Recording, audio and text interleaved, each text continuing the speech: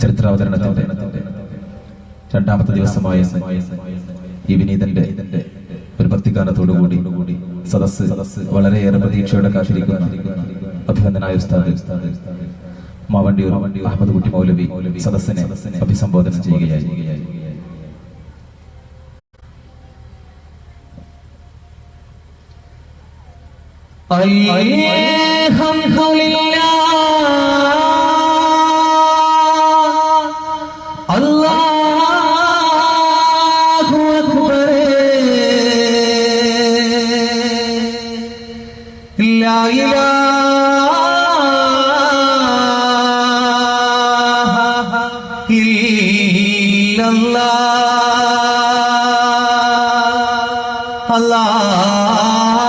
അല്ലാഹു അക്ബർ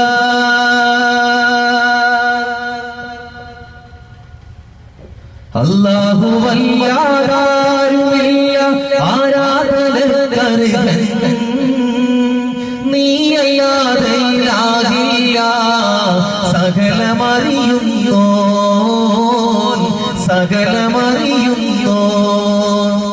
അല്ലാഹു വല്ലാതാരുമില്ല ആരാധനക്കർഹൻ നീയല്ലാതെ ഇലാഹില്ല സകലമറിയുന്നോ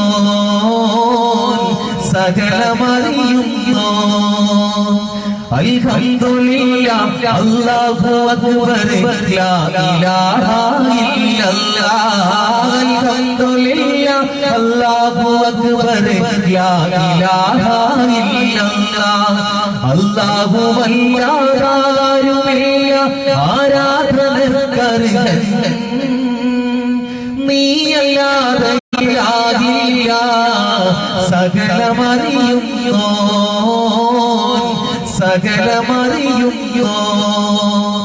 അല്ലാഹു വല്ലാതാരുമില്ല ആരാധനക്കർഹൻ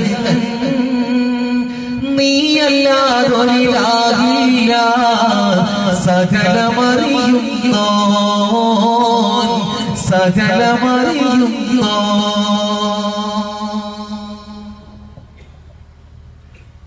സത്യവും നീതിയും ന്യായവും ധർമ്മവും നിന്നിൽ നിന്നല്ലേ സകല സഹായ സൗഭാഗ്യങ്ങളും നീയൊരുവനിലല്ലേ സത്യവും ന്യായവും നീതിയും ധർമ്മവും നിന്നിൽ നിന്നല്ലേ സകല സഹായ സൗഭാഗ്യങ്ങളും നീയൊരുവനിലല്ലേ അൽഹംദുലില്ലാഹ് അല്ലാഹു അക്ബർ ലാ ഇലാഹ ഇല്ലല്ലാഹ് അൽഹംദുലില്ലാഹ് അല്ലാഹു അക്ബർ ലാ ഇലാഹ ഇല്ലല്ലാഹ് അല്ലാഹു വല്ലാതാരുമില്ല ആരാധനക്കർഹൻ നീയല്ലാതൊരിലാഹില്ല സകലമറിയുന്നോ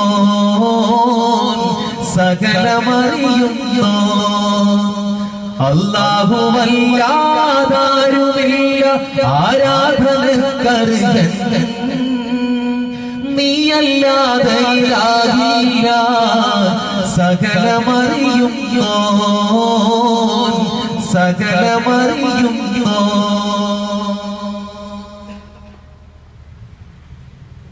സത്യവും നീതിയും നോക്കാതെ ചെയ്ത പാപം പൊറുതിടണേ പാപികൾ ഞങ്ങൾക്കെന്നും നിന്നിൽ അഭയം നൽകിടണേ സത്യവും നീതിയും നോക്കാതെ ചെയ്ത പാപം പൊറുതിടണേ പാപികൾ ഞങ്ങൾക്കെന്നും നിന്നിൽ അഭയം നൽകിടണേ അൽഹംദുലില്ലാഹ് അല്ലാഹു അക്ബർ ലാ ഇലാഹ ഇല്ലല്ലാഹ് അൽഹംദുലില്ലാഹ് അല്ലാഹു അക്ബർ ലാ ഇലാഹ ഇല്ലല്ലാഹ് അല്ലാഹു വല്ലാതാരുമില്ല ആരാധനക്കർഹൻ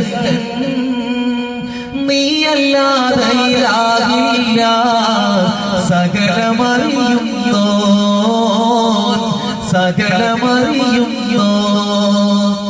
അല്ലാഹുവല്ലാതാരുമില്ല ആരാധനക്കർഹൻ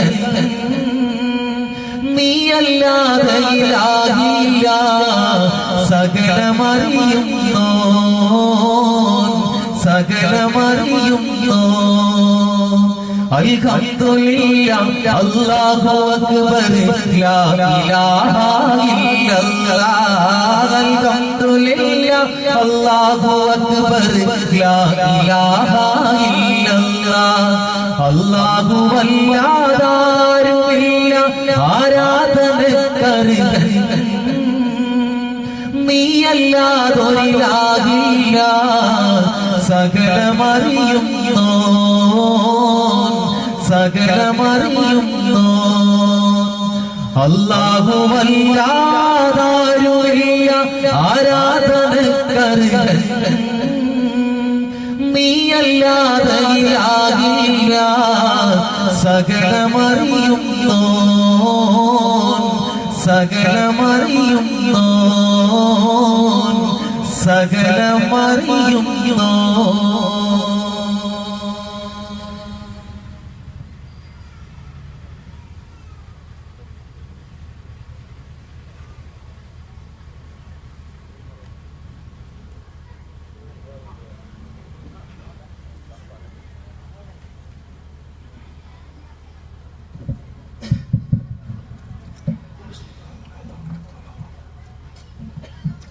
السلام عليكم ورحمة الله تعالى وبركاته.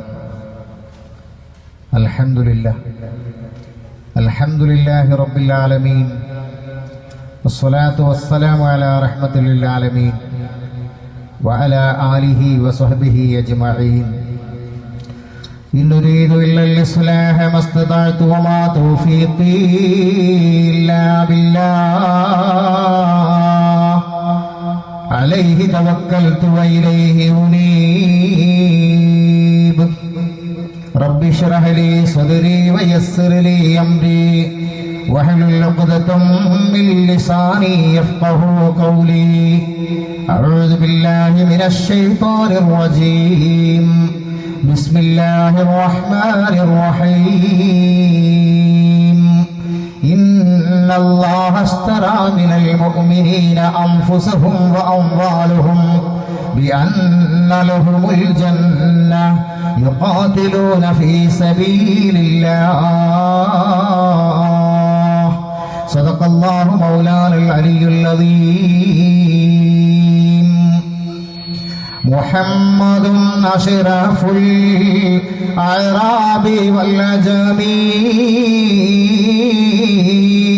محمد خير من يمشي على قدمه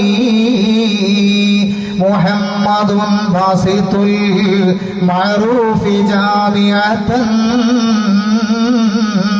محمد صاحب الإحسان والكلم.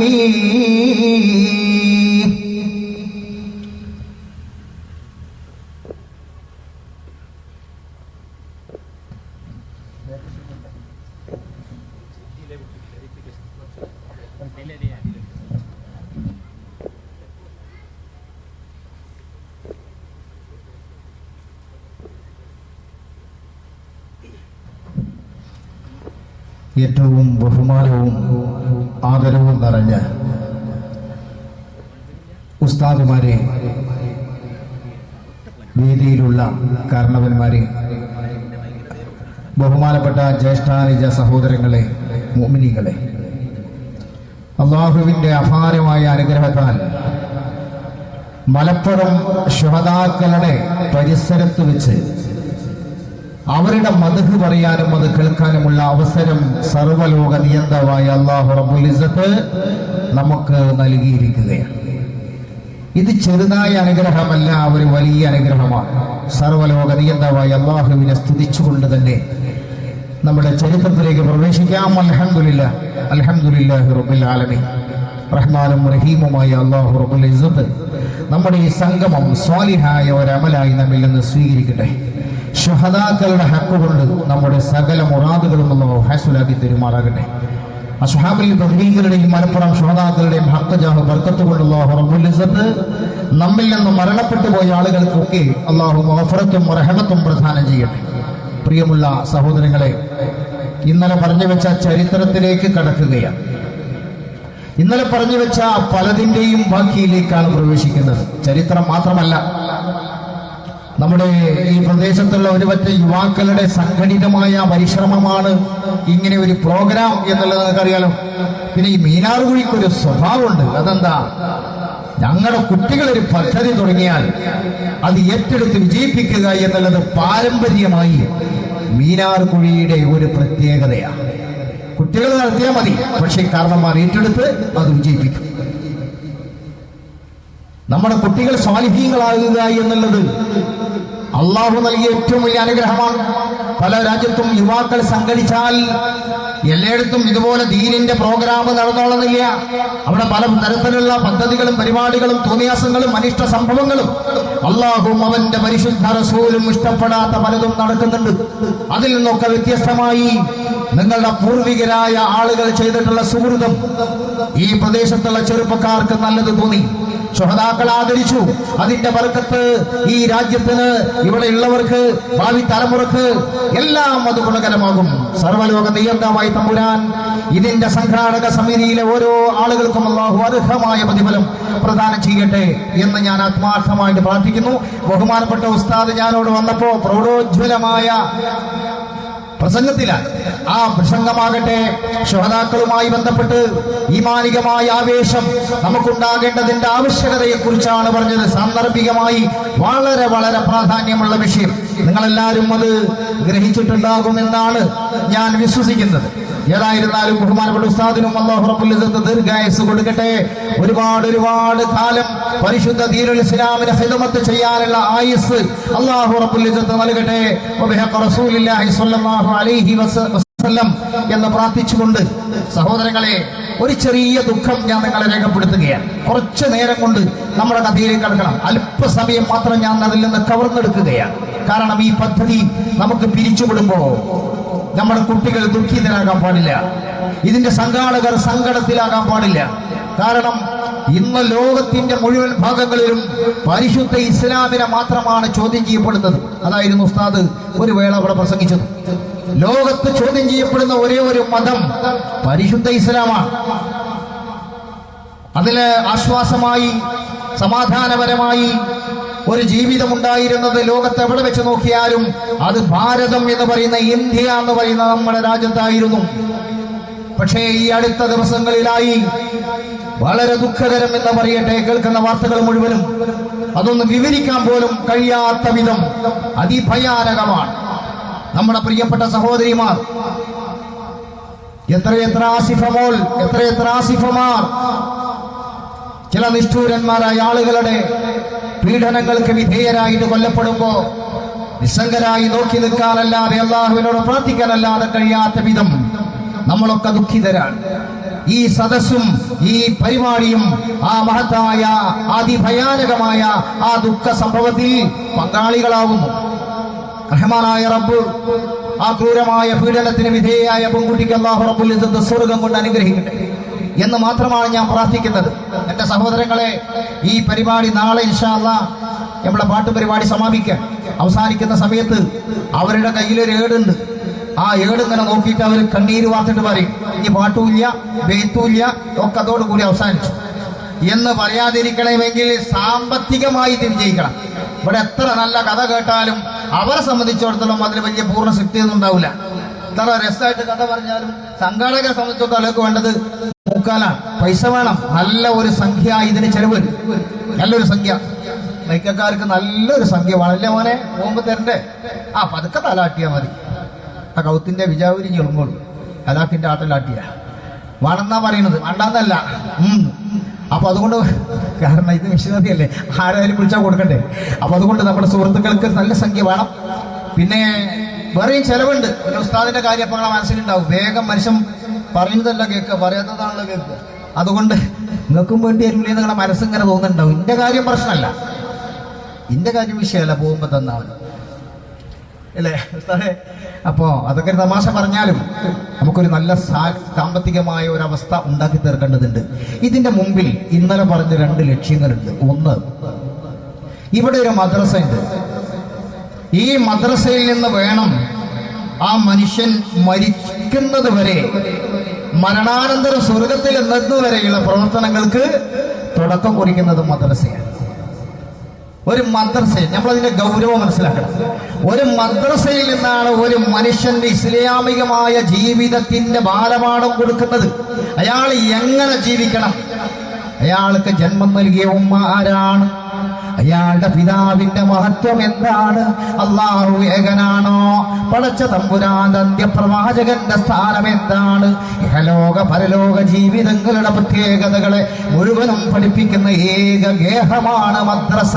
അവിടെ വെച്ച് ആദ്യത്തെ നമ്മൾ ഒരു ദിവസത്തെ മദ്രസ പഠന ദിവസം നമ്മളൊന്ന് വിലയിരുത്തിയാൽ, നമ്മളൊക്കെ മദ്രസയിൽ പോയവരാണ്. നമ്മുടെ മക്കളും നമ്മുടെ മക്കളുടെ മക്കളും പേരക്കുട്ടികളും മദ്രസകളിലാണ്. അവിടേക്ക് കയറി ചെന്നാൽ സഹോദരങ്ങളെ നിങ്ങൾ മനസ്സിലാക്കണം, ഒന്നാമത്തെ ഒരു ദിവസം അല്ലെങ്കിൽ ഒരു ദിവസത്തിന്റെ ആരംഭം എങ്ങനെയാണ് ഒരു മദ്രസയിൽ നിന്ന് തുടങ്ങപ്പെടുന്നത്. കുട്ടികൾ കയറി ചെന്നാൽ ഫാത്തിഹ കൊണ്ടല്ലാതെ ഒരു മദ്രസയും ആരംഭിക്കുന്നില്ല. ഫാത്തിഹ എന്ന് പറഞ്ഞ പരിശുദ്ധമായ ഖുർആനിന്റെ മാതാവാണ്. ഉമ്മുൽ ഖുർആൻ എന്നാണ് ആ സൂറത്തിന്റെ പേര്. ബിസ്മില്ലാഹിർ റഹ്മാനിർ റഹീം അൽഹംദുലില്ലാഹി റബ്ബിൽ ആലമീൻ എന്നങ്ങോട്ട് തുടങ്ങിയിട്ട് വലല്ലാലീൻ എന്ന് ഓതപ്പെടുമ്പോ ആ മഹത്തായ സുഖൃതങ്ങൾക്ക് പ്രതിഫലം നൽകുന്നവരായ രാജാതിരാജനായ മലിക്കുൽ ജബ്ബാറായ തമ്പുരാൻ ഓതിയ മക്കൾക്ക് മാത്രമല്ല പ്രതിഫലം നൽകുന്നത്, അത് ഓദിച്ചു കൊടുക്കുന്ന ഉസ്താദുമാർക്ക് മാത്രമല്ല പ്രതിഫലം നൽകുന്നത്, അതിന്റെ കമ്മിറ്റി ഭാരവാഹികൾക്ക് മാത്രമല്ല.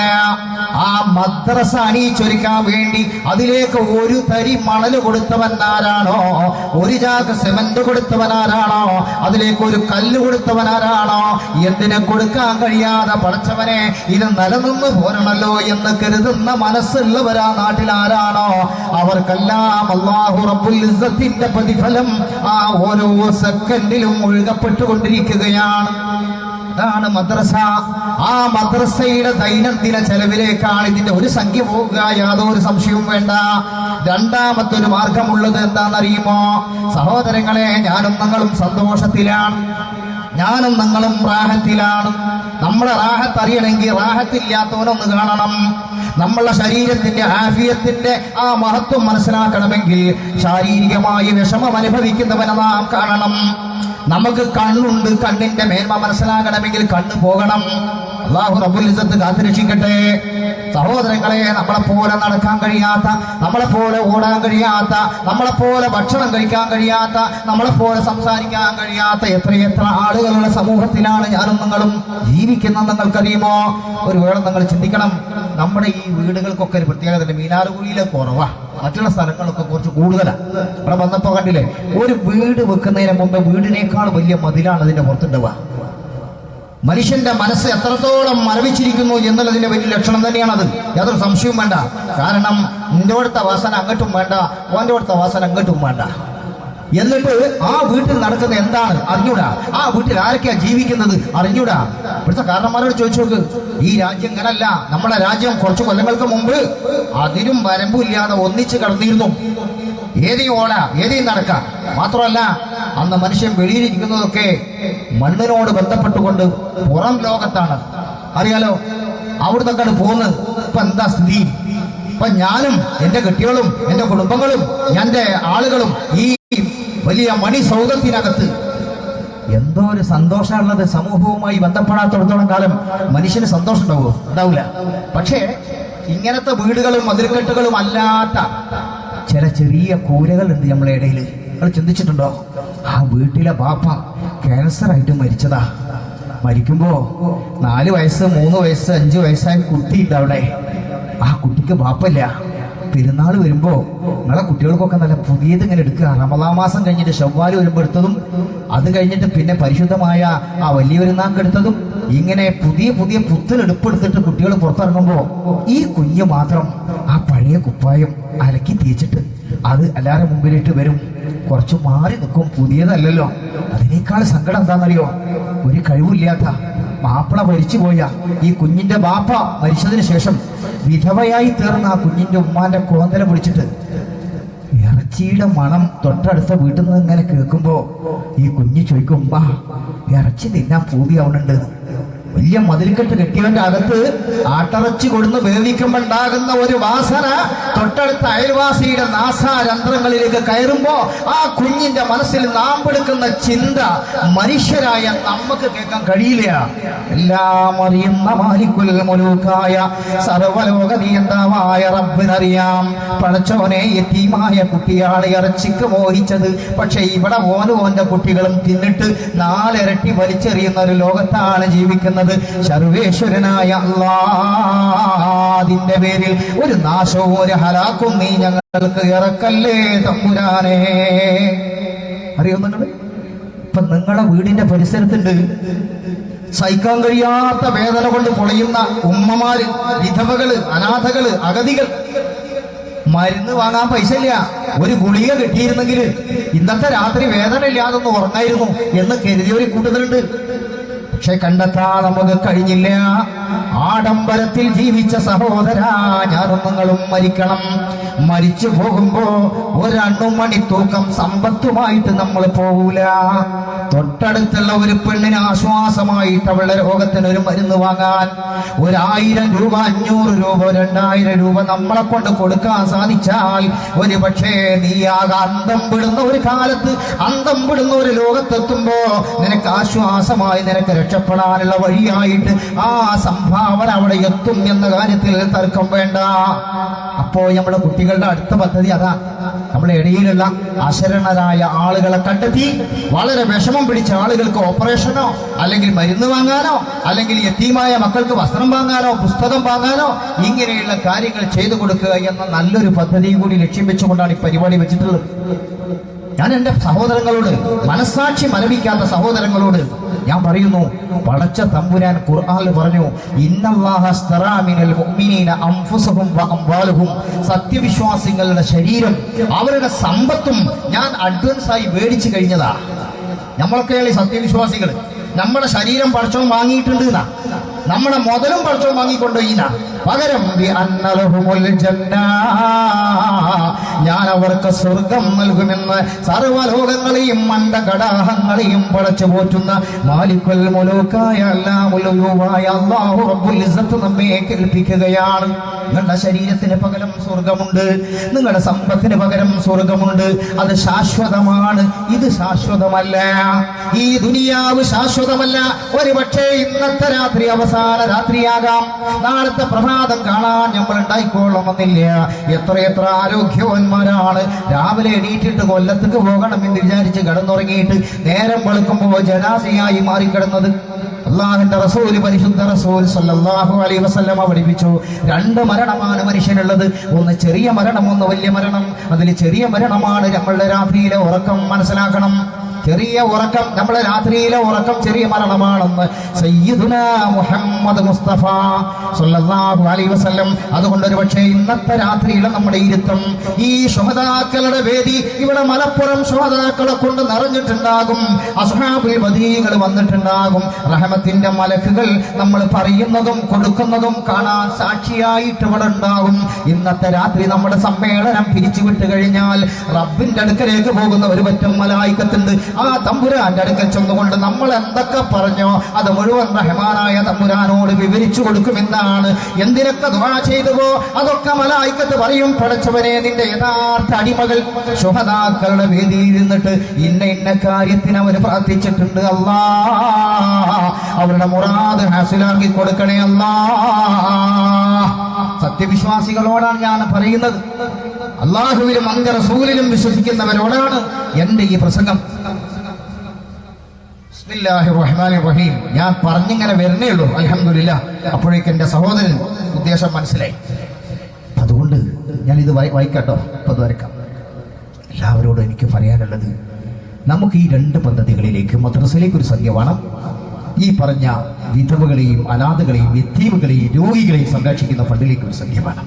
ഞാൻ ചോദിക്കട്ടെ, ഒരു 5000 രൂപ അതിന്റെ മേലൊക്കെ കൊടുക്കാൻ കഴിവുള്ളവരുണ്ടെങ്കിൽ ഏറ്റവും സന്തോഷമായിരുന്നു. ചുരുങ്ങിയത് ഒരു 5000 രൂപ ഞാൻ തരാം. ഒരു പക്ഷെ ജീവിതത്തിൽ അവസാനത്തെ പ്രഖ്യാപനമായിരിക്കും അത്. അള്ളാഹു ശുഹദാക്കളുടെ ഹക്ക് കൊണ്ട് വേദിയിൽ നിന്നതിനെ കബൂൽ ചെയ്യട്ടെ. അങ്ങനെ പറയാൻ പറ്റുന്ന എത്ര പേരെ കിട്ടാൻ പറ്റും? ഒരാളുണ്ടോ? ഉണ്ടെങ്കിൽ രണ്ടാമത്തെ ആൾ എണീക്കും. ഇൻഷാ അല്ലാഹ് ഒരു 5000 രൂപ ഞാൻ കൊടുത്തോളാം, ഞാൻ തരാം. ഇപ്പൊ വേണമെന്നില്ല.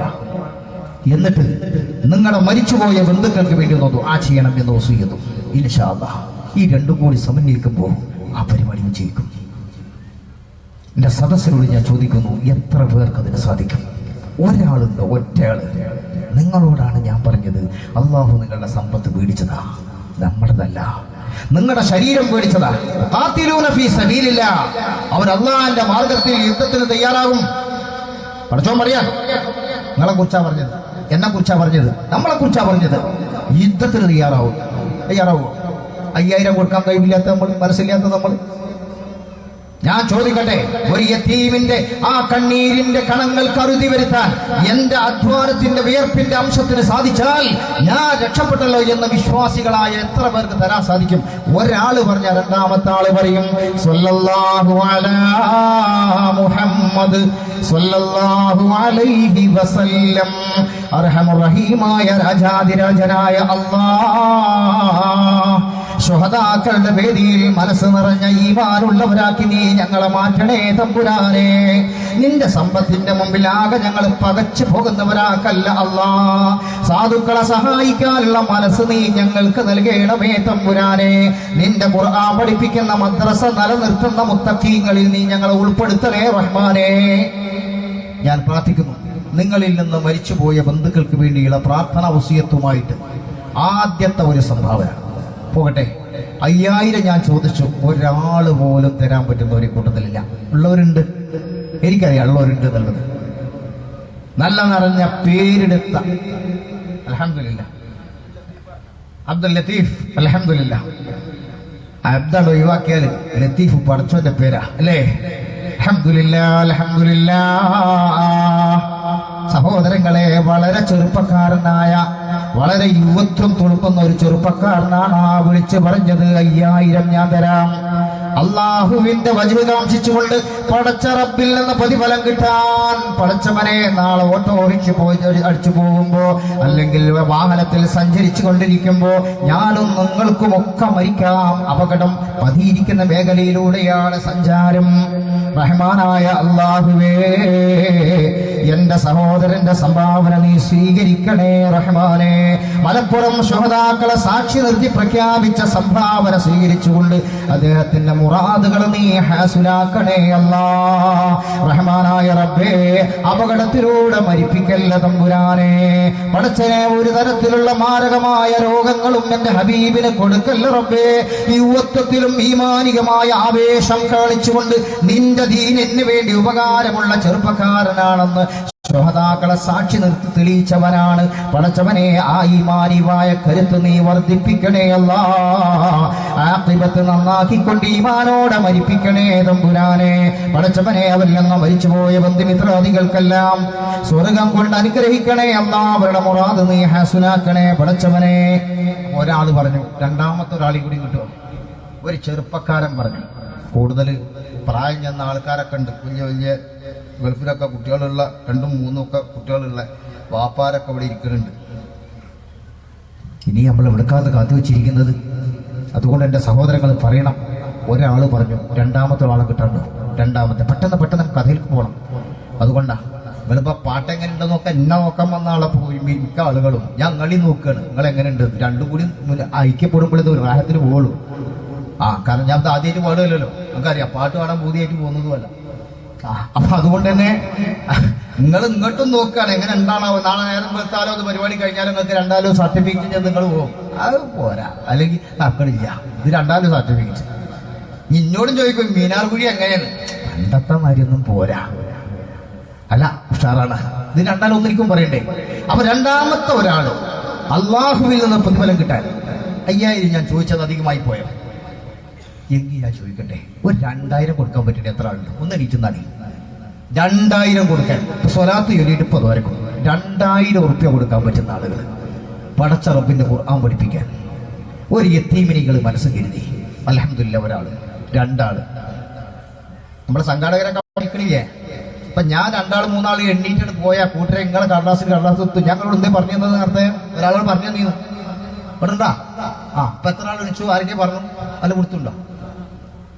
ഇതാ ഒരാളവിടെ 2.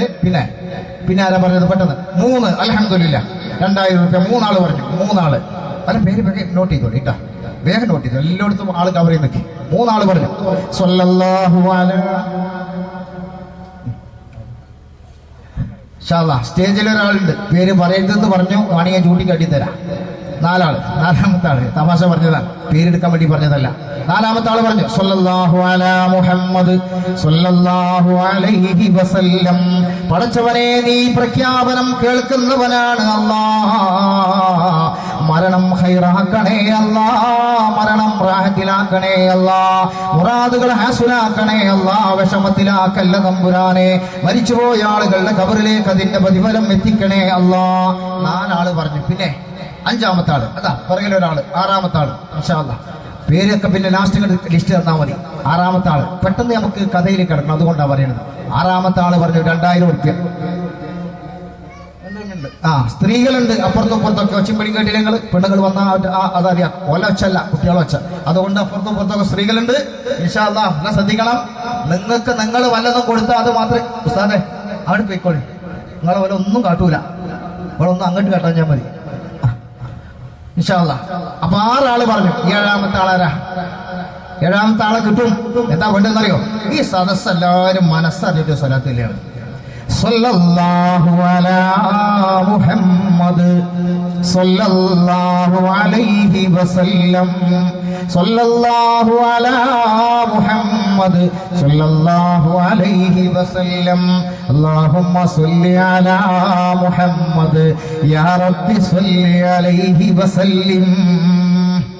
റഹ്മാനായ തമ്പുരാനെ, 7ാമത്തെ ഒരാളെ പരിശുദ്ധമായ ദീനിന്റെ സംരക്ഷണത്തിന് തിങ്ങി നിറഞ്ഞ മുഅ്മിനീങ്ങളുടെ കൂട്ടത്തിൽ നിന്ന് കാട്ടിക്കൊണ്ട തമ്പുരാനെ പരാജയപ്പെടുത്തല്ലേ റഹ്മാനെ.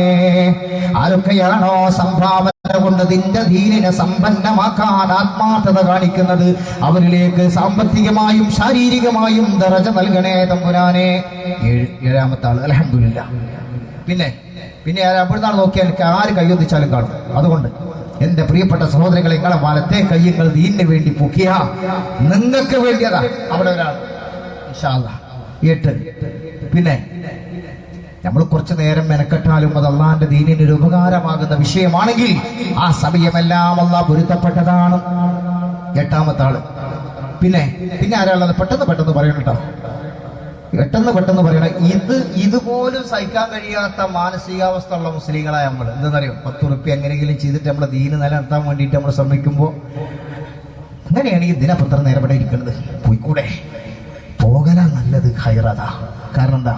പടച്ചോനും പെർഫെക്റ്റ് പോലെ ഇവിടുന്ന് പോകലായിരിക്കും. അത്തരം ആളുകൾക്ക് വിഷമം ഉണ്ടാവണ്ട. കാരണം ബദറിലൊക്കെ നോമ്പ് നോച്ചിട്ടാ സ്വഹാബത്ത് യുദ്ധം ചെയ്യാൻ പോണത്. നോമ്പ് യുദ്ധം പോയിട്ട് ഒരു 2 അടി നടക്കാൻ പറഞ്ഞ് നമ്മളെ കൊണ്ട് പറ്റുമോ? 145 കിലോമീറ്റർ നടന്നിട്ട് പരിശുദ്ധമായ ബദർ യുദ്ധക്കളത്തിൽ ഒരു കാരക്കയുടെ കീറ് പോലും തിന്നാനില്ലാതെ പരിശുദ്ധമായ ദീനിന് വേണ്ടി പടപൊരുതിനാന്നറിയോ? 2018 അല്ലാഹു അക്ബറിന്റെ മന്ത്രധ്വനി മുഴക്കുന്ന മീനാർ പുഴയിൽ മുഅ്മിനീങ്ങൾ ഉണ്ടാകാൻ വേണ്ടിയിട്ട്. അതല്ലായിരുന്നെങ്കിൽ അള്ളാന്റെ റസൂലിന്റെ താടി രോമങ്ങൾക്കൊടുകൂടെ കണ്ണീരിന്റെ കണങ്ങൾ ഇങ്ങനെ ഇറ്റി ചാടിയിട്ടാണ് ആ ബദറിന്റെ ഒരു മൂലയിലുള്ള ഹൈമയിൽ നിന്നുകൊണ്ട് പ്രാർത്ഥിച്ചത്. യാ ഹയ്യു യാ ഖയ്യൂം, യാ ഹയ്യു യാ ഖയ്യൂം എന്ന് പറഞ്ഞുകൊണ്ട് സുജൂദിൽ കടന്നിട്ട് റസൂലിനെ കരഞ്ഞു തോരക്കേണ്ട വല്ല ആവശ്യമുണ്ടോ? അതെന്തിനാ? നമ്മളൊക്കെ സന്മാർഗികളാകാൻ ഒരുപാട് ത്യാഗം സഹിച്ചു. എന്തിന്? മലപ്പുറത്തെ കാരണന്മാര് വരെ അവർ നമുക്ക് മാതൃകയാണ്. അത് കേൾക്കാനാണ് നമ്മൾ വന്നിരിക്കുന്നത്. 9ാമത്തെ ആള് ഇപ്പൊ 2000-ന്റെ ഒരു നോട്ട് എന്ത് ചോദിച്ചാലും അത് എടുത്താ 2000-ന്റെ കിട്ടുള്ളൂ. അതുകൊണ്ടാണ് ഞാൻ 2000 പറഞ്ഞത്. ഒരു 10 ഉറുപ്പിക ആവശ്യം പറഞ്ഞ 2000-ന്റെ ആണ് അല്ലേ? ഒരു പൈസ ഒരു മനുഷ്യന്റെ ഇത്ര ആവശ്യത്തിന് ചോദിച്ചാൽ. ഇന്നത്തെ രാത്രി നമ്മൾ നരേന്ദ്രമോദി ഈ 2000-ന്റെ നോട്ടാ നിരോധിച്ചു നോക്കണം. നാളെ ബാങ്കിന്റെ മുമ്പ് പോയി ഒക്കെ കാണാം. എത്ര പാവപ്പെട്ട കോടീശ്വരന്മാര് അല്ലേ? പാവപ്പെട്ട കോടീശ്വരന്മാർ നിൽക്കുന്നത് നമ്മൾ കണ്ടതല്ലേ? അതുകൊണ്ട് എല്ലാം അറിയുന്നവനാണ് അല്ലാഹു തആല. നിങ്ങൾക്ക് വേണ്ടി നിങ്ങൾക്ക് കൊടുക്കാം. നിങ്ങൾ ബാക്കി വെച്ചാൽ അത് നിങ്ങൾക്ക് വേണ്ടി കിട്ടിക്കൊള്ളുന്നില്ല. ഒരു 2000 റുപ്യ. അപ്പൊ 8 ആള് പറഞ്ഞു. 8 അപ്പുറം ഇല്ല അല്ലേ? പോരാ. സഹോദരിമാരുടെ ഭാഗത്ത് ആരെങ്കിലും വല്ലതും പറഞ്ഞോ? അതെ, ഏതെങ്കിലും സഹോദരി പറഞ്ഞോ? ഇല്ല. ഇൻഷാ അല്ലാഹ്. അത് പിന്നെ ആക്കത്തിന് ഇങ്ങനെ ചൂടായി വരുള്ളൂ. ചൂടായി പറഞ്ഞാണ്ടല്ലോ കാര്യം ഇവിടുത്തെ സഹോദരി നന്നായിട്ട് സഹായിക്കും. പക്ഷെ ചൂടായി കിട്ടണമെങ്കിൽ കുറച്ചു നേരം പിടിക്കും. ഏതായാലും കുറച്ച് കഴിയുമ്പോൾ പറഞ്ഞോളൂ. അപ്പൊ 2000 കപ്പാസിറ്റി ഏറെക്കുറെ കഴിഞ്ഞ് 8 ആള് കൂട്ടരെ ഒരു 1000 റുപ്യ തരാൻ പറ്റുമോ? 1000 റുപ്യ അൽഹംദുലില്ലാ. അതാ ഒരാള് പറഞ്ഞു. രണ്ടാമത്തെ ആള് പറഞ്ഞു അതാ 1 മിനിറ്റ് എണീറ്റിക്കോ. റസൂലുള്ളാഹി അള്ളാഹിന്റെ റസൂലിന് വേണ്ടി അല്ലെങ്കിൽ പരിശുദ്ധ ദീനിന് വേണ്ടിയിട്ട് ആ പറഞ്ഞ ആൾക്കാർ മാത്രം ഒന്ന് കൈ വെക്കും. കാരണം അവർക്ക് ലിസ്റ്റ് കിട്ടാനാ. 1 2 3 4 6 6 1 7 8 അൽഹംദുലില്ലാ. 9 ഇത്ര പെട്ടെന്ന് 1000 റുപ്യ. അപ്പൊ നമുക്കൊരു കാര്യം 1000 റുപ്യ എല്ലാവരും കൂടി തരാം ഇൻഷാ അല്ലാഹ്. എന്നപ്പോ ഒരു 150 ആളുണ്ടെങ്കിലും കായ് കുറച്ചൊക്കെ ഉണ്ടാവുമല്ലോ ഇൻഷാ അല്ലാഹ്. പറഞ്ഞോ 1000 റുപ്യ പറഞ്ഞോ? അവിടെ നാട്ടുകാർത്തില്ല. ഒരു സഹോദരി അൽഹംദുലില്ലാ 1000 റുപ്യ. 10 പുരുഷന്മാർ 10,000 പറഞ്ഞൊരു സമ്മാനം. ഒരു സഹോദരി 1000 റുപ്യ. അല്ലാഹുവേ സ്വീകരിക്കണേ തമ്പുരാനേ. അർഹമായ പ്രതിഫലത്തോടെ അംഗീകരിക്കണേ അല്ലാഹ്. മറ്റൊരു സഹോദരൻ 1001 അൽഹംദുലില്ലാ. അപ്പൊ 10 ആളായി. മറ്റൊരു സഹോദരി 1000 റുപ്യ. 11 ആളായി അല്ലേ? ഈ ലാസ്റ്റുകളെ ലിസ്റ്റ് വരുമ്പോ 9 ഉള്ളൂ സ്ഥലമെന്ന് പറയരുത്. നിങ്ങൾ എഴുതാൻ വിട്ടതാ. അപ്പൊ അതിന്റെ മേലെ ഉണ്ടാവണം ലിസ്റ്റ്. എഴുതിക്കൊള്ളി. അവിടെ കൈ ഇങ്ങനെ കാണിക്കും. കാരണം അവരൊക്കെ പേരെടുക്കാൻ പറഞ്ഞു. അതാ ഇരുന്നിട്ട് കൈ നോക്കിയെന്നാൽ ധാരാളം കാണണ്ടാച്ചിട്ടാ. എന്റെ സഹോദരങ്ങൾക്ക് സാധിക്കുമെങ്കിൽ കൊടുക്കണം. സാധിക്കുമെങ്കിൽ ഒരു 1000 റുപ്യല്ലേ 2 കിലോ മീനിന്റെ പൈസയുള്ളൂ. ഒരു പക്ഷേ ഞാൻ പറഞ്ഞല്ലോ രാത്രിയിൽ നമ്മുടെ അന്ത്യമാണെങ്കിൽ അവസാനത്തെ സംഭാവനയാണത്. മരിച്ചുപോയ ഉമ്മാക്കും ഉപ്പാക്കും വേണ്ടി ദുആ ചെയ്യാൻ വേണ്ടി ഞാൻ ഈ പിരിവിന്റെ ആവശ്യം പറയുന്നതിന് മുമ്പ് തന്നെ എന്റെ ബഹുമാനപ്പെട്ട കാരണം അവർ എത്തിച്ചിട്ടുള്ള ഒരു സംഖ്യയാണ് 500 റുപ്യ. ഉമ്മാക്കും ബാപ്പാക്കും ദ്വാരക്കണം. മകളുടെ കല്യാണം ശരിയാവാനും ദുആ ചെയ്യണം. അപ്പൊ 1000 റുപ്യ ഇന്ന് എല്ലാവരും എഴുതണം എന്നാണ് പറയാനുള്ളത്. എല്ലാവർക്കും വേണ്ടി, അവരിൽ നിന്ന് മരിച്ചുപോയ ആളുകൾക്കൊക്കെ വേണ്ടി ഇൻഷാ അല്ലാഹ് ഒന്ന് ദ്വാരക്കാൻ പോവാണ്. ദ്വാര കഴിഞ്ഞ ഉടനെ മലപ്പുറം വിസ ആരംഭിക്കുകയാണ്. സ്വല്ലല്ലാഹു അലാ മുഹമ്മദ് സ്വല്ലല്ലാഹു അലൈഹി വസല്ലം. സ്വല്ലല്ലാഹു അലാ മുഹമ്മദ് സ്വല്ലല്ലാഹു അലൈഹി വസല്ലം. അല്ലാഹുമ്മ സ്വല്ലി അലാ മുഹമ്മദ് യാ റബ്ബി സ്വല്ലി അലൈഹി വസല്ലം. അൽഹംദുലില്ലാ. ഒരു സഹോദരി 2001 റുപ്യ പറഞ്ഞിട്ടുണ്ട്. അൽഹംദുലില്ലാ. മാലിക്കുൽ മുലൂക്കായ അല്ലാഹുമായ അല്ലാഹ്, ആ സഹോദരി നീ മലക്കല്ല റബ്ബേ, കുഴക്കല്ല റബ്ബേ, ക്ഷീണിതയാക്കല്ല റബ്ബേ, മാരകമായ രോഗത്തിന് വിധേയാക്കല്ല തമ്പുരാനെ. അവരുടെ കുടുംബത്തിൽ ബർക്കത്തും ഐശ്വര്യവും നീ നിലനിർത്തണേ റഹ്മാനേ. പടച്ചവനെ അർഹമായ പ്രതിഫലത്തോടെ സംഭാവന സ്വീകരിക്കണേ അല്ലാഹ്. ഞങ്ങളുടെ കുഞ്ഞു മക്കൾ ഫാത്തിഹ ഓതുന്നതിന്റെയും പരിശുദ്ധ റസൂലിന്റെ പേരിൽ മദ്രസയിൽ നിന്ന് സ്വലാത്ത് ചൊല്ലുന്നതിന്റെ എല്ലാം ബർക്കത്ത് കൊണ്ട് അല്ലാഹുവേ ഈ സംഭാവന പ്രഖ്യാപിച്ച മുഴുവൻ ആളുകളുടെ ഈ സംഭാവനകൾ നീ കബൂലാക്കണേ അല്ലാഹ്. റഹ്മാനായ റബ്ബേ, ആ കബൂലാക്കപ്പെടുന്ന സംഭാവനകൾക്ക് അർഹമായ പ്രതിഫലം ദുനിയാവിലും നാളെ ആഖിറത്തിലും നീ എത്തിക്കണേ പടച്ചവനെ. ഇവിടെ 2000 പറഞ്ഞവരുണ്ട്, 1000 പറഞ്ഞവരുണ്ട്, 500 പറഞ്ഞവരുണ്ട്. റഹ്മാനായ റബ്ബേ, ആരൊക്കെയാണ് നിനക്കറിയാം. അവരുടെ മനസ്സിന്റെ വിഷമവും നിനക്കറിയാം അല്ലാഹുവേ. സകല വിഷമങ്ങളും അവർക്ക് നീ തീർത്തു കൊടുക്കണേ അല്ലാഹ്. പടച്ചവനെ, ഞങ്ങൾ ബദരീകളെയും മലപ്പുറം ശ്രോതാക്കളെയും മുൻനിർത്തിയാണ് ദുആ ചെയ്യുന്നത്. വെറുതെയാക്കി മടക്കല്ല അല്ലാഹ്. പടച്ചവനെ, ഞങ്ങളെ പ്രിയപ്പെട്ട മുഹിബീങ്ങൾക്ക് അവരുടെ പ്രയാസങ്ങളെ ദൂരീകരിച്ചുകൊണ്ട് മനസ്സമാധാനം ദായിമാക്കണേ അല്ലാഹ്. റഹ്മാനായ റബ്ബേ, ഞങ്ങളെ മക്കളെ സ്വാലിഹീങ്ങളിൽ പെടുത്തണേ അല്ലാഹ്. റഹ്മാനായ റബ്ബേ, ഈ സഹോദരന്മാർ സംഭാവന ചെയ്തിട്ടുള്ളതിന്റെ പ്രതിഫലം അവരിൽ നിന്ന് മരിച്ചുപോയ പ്രിയപ്പെട്ട മാതാവിന്റെയും പിതാവിന്റെയും എല്ലാം ഖബറിലേക്ക് നീ എത്തിക്കണേ അല്ലാഹ്. അവർക്ക് വിശാലമാക്കിയ ഖബറിനെ നീ റാഹത്തിലാക്കി കൊടുക്കണേ തമ്പുരാനെ. സ്വർഗീയമായ ഖബറാക്കണേ അല്ലാഹ്. റഹ്മാനായ റബ്ബേ, ഈ സദസ്സിലുള്ള ഞങ്ങൾ ആരെങ്കിലും ഇന്നത്തെ രാത്രിയോ നാളത്തെ പകലിലോ തൊട്ടടുത്ത ദിവസങ്ങളിലോ അപകടത്തിൽപ്പെടാൻ നീ കുറിക്കപ്പെട്ടവരുണ്ടോ? ശുഹദാക്കളുടെ ബർക്കത്ത് കൊണ്ട് റബ്ബേ, ഈ സ്വതക്കയുടെ ബർക്കത്ത് കൊണ്ട് അവരെ ആ അപകടങ്ങളിൽ നിന്ന് രക്ഷപ്പെടുത്തണേ അല്ലാ. പടച്ചവനെ, മരിച്ചുപോയ എല്ലാ മാതാപിതാക്കൾക്കും എല്ലാ ജ്യേഷ്ഠാനുജന്മാർക്കും എല്ലാ സഹോദരീ സഹോദരന്മാർക്കും പടച്ചവനെ നീ മഗ്ഫിറത്തും റഹ്മത്തും പ്രദാനം ചെയ്തുകൊണ്ട് ജന്നാത്തുൽ ഫിർദൗസിൽ ഒരു ഇടം നൽകി സഹായിക്കണേ അല്ലാ. റഹ്മാനായ റബ്ബേ, ഞങ്ങളുടെ സഹോദരിമാരിൽ പലരും രോഗികളാണ്. പടച്ചവനെ, രോഗത്തിന് ശാന്തത കൊടുക്കണേ റഹ്മാനെ. റഹ്മാനായ റബ്ബേ, ഗർഭിണികളായ സഹോദരിമാരുണ്ട്, അവരുടെ പ്രസവത്തിന്റെ മുഹൂർത്തം ഒരു അപകടത്തിലാക്കല്ല അല്ലാ. അവര് മാമോഹിക്കുന്ന ഒരു സന്താനത്തിന് ജന്മം നൽകാൻ അവർക്ക് നീ തൗഫീഖ് നൽകണേ അല്ലാ. കെട്ടിക്കാൻ പ്രായമായ പെൺമക്കളുള്ള രക്ഷിതാക്കളുണ്ട്, പ്രത്യേകം ദുആ ചെയ്യാൻ പറഞ്ഞിട്ടുണ്ട്. പടച്ചവനെ, അവരുടെ ജീവിതം ഭാസുരമാക്കാൻ ഉതകുന്ന രൂപത്തിലുള്ള നല്ല പുതിയാപ്പിളമാര്, നല്ല ഭർത്താക്കന്മാർ അവരിലേക്ക് നീ എത്തിക്കണേ അല്ലാ. അവരുടെ ജീവിതം ഭാസുരമാക്കണേ റഹ്മാനെ. അതുപോലെ കല്യാണം കഴിക്കാൻ ആഗ്രഹിച്ചിരിക്കുന്ന ഞങ്ങളുടെ പ്രിയപ്പെട്ട യുവാക്കൾ, അവരുടെ ഇണകളെ, സ്വാലിഹീങ്ങളായ ഇണകളെ അവരിലേക്ക് നീ എത്തിക്കണേ അല്ലാ. പടച്ചവനെ, സാധുക്കളായ ഞങ്ങൾക്ക് ദീർഘായുസ്സും ആഫിയത്തും നൽകി ഈ ബഹുമാനപ്പെട്ട ശുഹദാക്കളുടെ ബർക്കത്ത് കൊണ്ട് ലാ ഇലാഹ ഇല്ലല്ലാഹ് എന്ന് ഉറക്കെ ചൊല്ലി മരിക്കാനുള്ള തൗഫീഖ് നീ നൽകണേ അല്ലാ. അല്ലാഹുമ്മ റബ്ബനാ ആതിനാ ഫിദ്ദുനിയ ഹസന വഫിൽ ആഖിറതി ഹസനത വഖിനാ അദാബന്നാർ. ആമീൻ ബിറഹ്മതിക യാ അർഹമർ റഹീം. അല്പനേരം പിരിവിനു വേണ്ടി വിനിയോഗിച്ചതിൽ എല്ലാ സദസ്സിലെ സഹോദരങ്ങളോടും ക്ഷമ ചോദിക്കുന്നു. ഇരിക്കുന്ന നിങ്ങളൊക്കെ ഇനി എഴുതിക്കോളും എന്ന പ്രതീക്ഷയോടുകൂടി മലപ്പുറം ഗിസയുടെ ഇന്നലെ പറഞ്ഞു വെച്ചതിന്റെ ബാക്കി പാടുകയാണ്. യൂനുസ് റെഡിയല്ലേ? സഹോദരങ്ങളെ, യൂനുസിനെ ഞാനൊന്ന് പരിചയപ്പെടുത്താൻ. കരുവാരക്കുണ്ടുകാരനാണ്. യൂനുസിന് ഒരു പ്രത്യേകത ഉണ്ട്. നിങ്ങൾക്ക് എനിക്കൊക്കെ ഓരോ പ്രത്യേകത ഉണ്ടല്ലോ, ഇല്ലേ? ചിലർക്ക് പറഞ്ഞാൽ കേൾക്കായി, അതൊരു പ്രത്യേകതയാണ്. ചിലർക്ക് പറഞ്ഞാൽ കേൾക്കുന്നത് ഒരു പ്രത്യേകതയാണ്. ചിലർക്ക് നല്ല സ്വഭാവം, ചിലർക്ക് പ്രത്യേക കഴിവ്. ഈ നിൽക്കുന്ന വ്യക്തി ഇന്ന് ലോകം അറിയപ്പെടുന്ന എൻ്റെ ഒരു ഹബീബാണ്.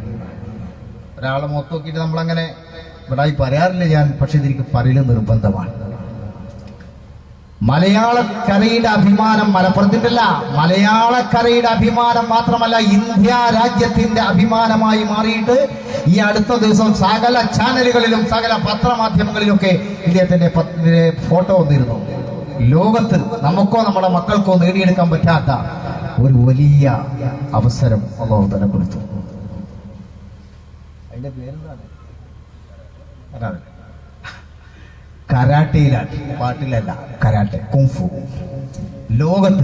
ലോകരാഷ്ട്രങ്ങളിൽ മത്സരിച്ചിട്ട് ഇന്ത്യക്ക് വേണ്ടി മത്സരിച്ച് ജേതാവായി വന്ന ഇന്ത്യയെ ലോകത്തിന്റെ നെറുകിലെത്തിച്ച് ഇന്ന് ലോകത്ത് കുംഫുവിന്റെ അല്ലെങ്കിൽ കരാട്ടയുടെ റഫറിമാരിൽ ഇപ്പോ 2 ദിവസം മുമ്പ് ഇദ്ദേഹത്തെ തെരഞ്ഞെടുത്തു എന്ന് പറഞ്ഞുകൊണ്ട് വാർത്ത വന്നിരുന്നു. അൽഹംദുലില്ലാ. ഏതായാലും ഹറാമായ കാര്യമൊന്നുമല്ല, പാട്ട് മാത്രമേ ശരിയുള്ളൂ എന്നുള്ള അഭിപ്രായം. അതുകൊണ്ട് അല്ലാഹു സുബ്ഹാനഹു വ തആല ഓരോരുത്തർക്കും ഒരു ദർജ കൊടുക്കാൻ നമ്മുടെ പ്രിയപ്പെട്ട ഹബീബിന് ആ കല നിലനിർത്താനുള്ള ആഫിയത്ത് അല്ലാഹു കൊടുക്കട്ടെ. എല്ലാ രംഗത്തിലും ഇതുപോലെ ഓജസ്സും തേജസ്സും സമുദായത്തിനും അഭിമാനമാണത്. അഭിമാനമാണ്. ഒരു തോന്നിയാസത്തിന്റെ പേരിലാണ് പേര് വന്നിട്ടുണ്ടെങ്കിൽ അദ്ദേഹത്തിനും അദ്ദേഹത്തിന്റെ മഹലിനും സമുദായത്തിനും ഒക്കെ പേര് ദോഷമല്ലേ? യൂനുസ് കരുവാരക്കുണ്ടെന്ന് പറഞ്ഞാൽ ഇപ്പൊ എല്ലാവർക്കും ഫേമസ് ആണ്. അപ്പൊ അതുകൊണ്ട് ഒന്ന് മുട്ടി നോക്കണം എന്ന് ആരും കരുതണ്ട. അത്യാവശ്യം ഒരു യുദ്ധത്തിന് പോകുന്നതന്നെ മലപ്പുറം യുദ്ധം നടത്തിയിട്ട് തന്നെ ഇന്ന് പോവുള്ളൂ ഇൻഷാ അല്ലാഹ്. അതുകൊണ്ട് നമുക്ക് ഇന്നലെ പറഞ്ഞു വെച്ച ചരിത്രത്തിലെ ബാക്കിയിലേക്ക് പോകുന്നു. എന്റെ പ്രിയപ്പെട്ട സംഘാടകരായ ഉസ്താദുമാരോട്, യുവാക്കളോട് പറയാനുള്ളത്, നിങ്ങൾക്ക് വിശ്രമമില്ല, യുദ്ധക്കളത്തിലാണ് നിങ്ങൾ. ഇന്ന് അവസാനിച്ചതാണ്. പോകുമ്പോഴേക്കും ഒരു സന്തോഷകരമായ ലിസ്റ്റ് കൊടുത്തണം. അതിന് പണി കളിയിരുത്താൻ. അല്ല നിങ്ങളിന്റെ മോനെ ഇത് പാട്ടുകാരെ കേട്ടിട്ട് ഇങ്ങനെ തിരഞ്ഞു നിൽക്കുക. അപ്പൊ അത് ബുദ്ധിമുട്ടാവും. അതുകൊണ്ട് ശ്രദ്ധിക്കണം എല്ലാവരും. അപ്പൊ ഇന്നലെ പറഞ്ഞു വെച്ച ചരിത്രത്തിന്റെ ബാക്കിയിൽ ഞാൻ പറയുമ്പോ, അതിമനോഹരമായ ഒരു പള്ളി വലിയങ്ങാടിയിൽ നിർമ്മിച്ചത് ഹൈന്ദവ സഹോദരങ്ങളുടെ, വിശിഷ്യ അവിടുത്തെ രാജ്യം ഭരിക്കുന്ന രാജാവിന്റെ സകല സഹായത്തോടു കൂടി ഉണ്ടായി. അതിലേക്ക് ആ കുന്നിന്റെ മുകളിൽ നിന്ന് ഇറങ്ങി വരുന്ന ഒരു ചോല വെള്ളത്തിൽ നിന്ന് ഒരു പാത്തി വെച്ച് അത് ഹൗദിലേക്ക് വെച്ചപ്പോ 24 മണിക്കൂർ നേരം നിറഞ്ഞു കവിഞ്ഞു പോകുന്ന ഹൗള്. അതുകൊണ്ട് തന്നെ അത് കാണാൻ വേണ്ടി രാജ്യത്തിന്റെ നാനാഭാഗത്തു നിന്ന് ആളുകൾ, ടൂറിസ്റ്റുകൾ മലപ്പുറത്ത് വന്നുകൊണ്ടിരിക്കുമ്പോ ആ പള്ളി എത്രമാത്രം സുന്ദരമാണെന്ന് ഒരൊറ്റ പാട്ടിലൂടെ മഹാനായ മർഹൂം മൊയ്ൻകുട്ടി വൈദ്യർ ഇങ്ങനെ നമ്മെ കേൾപ്പിക്കുന്നു.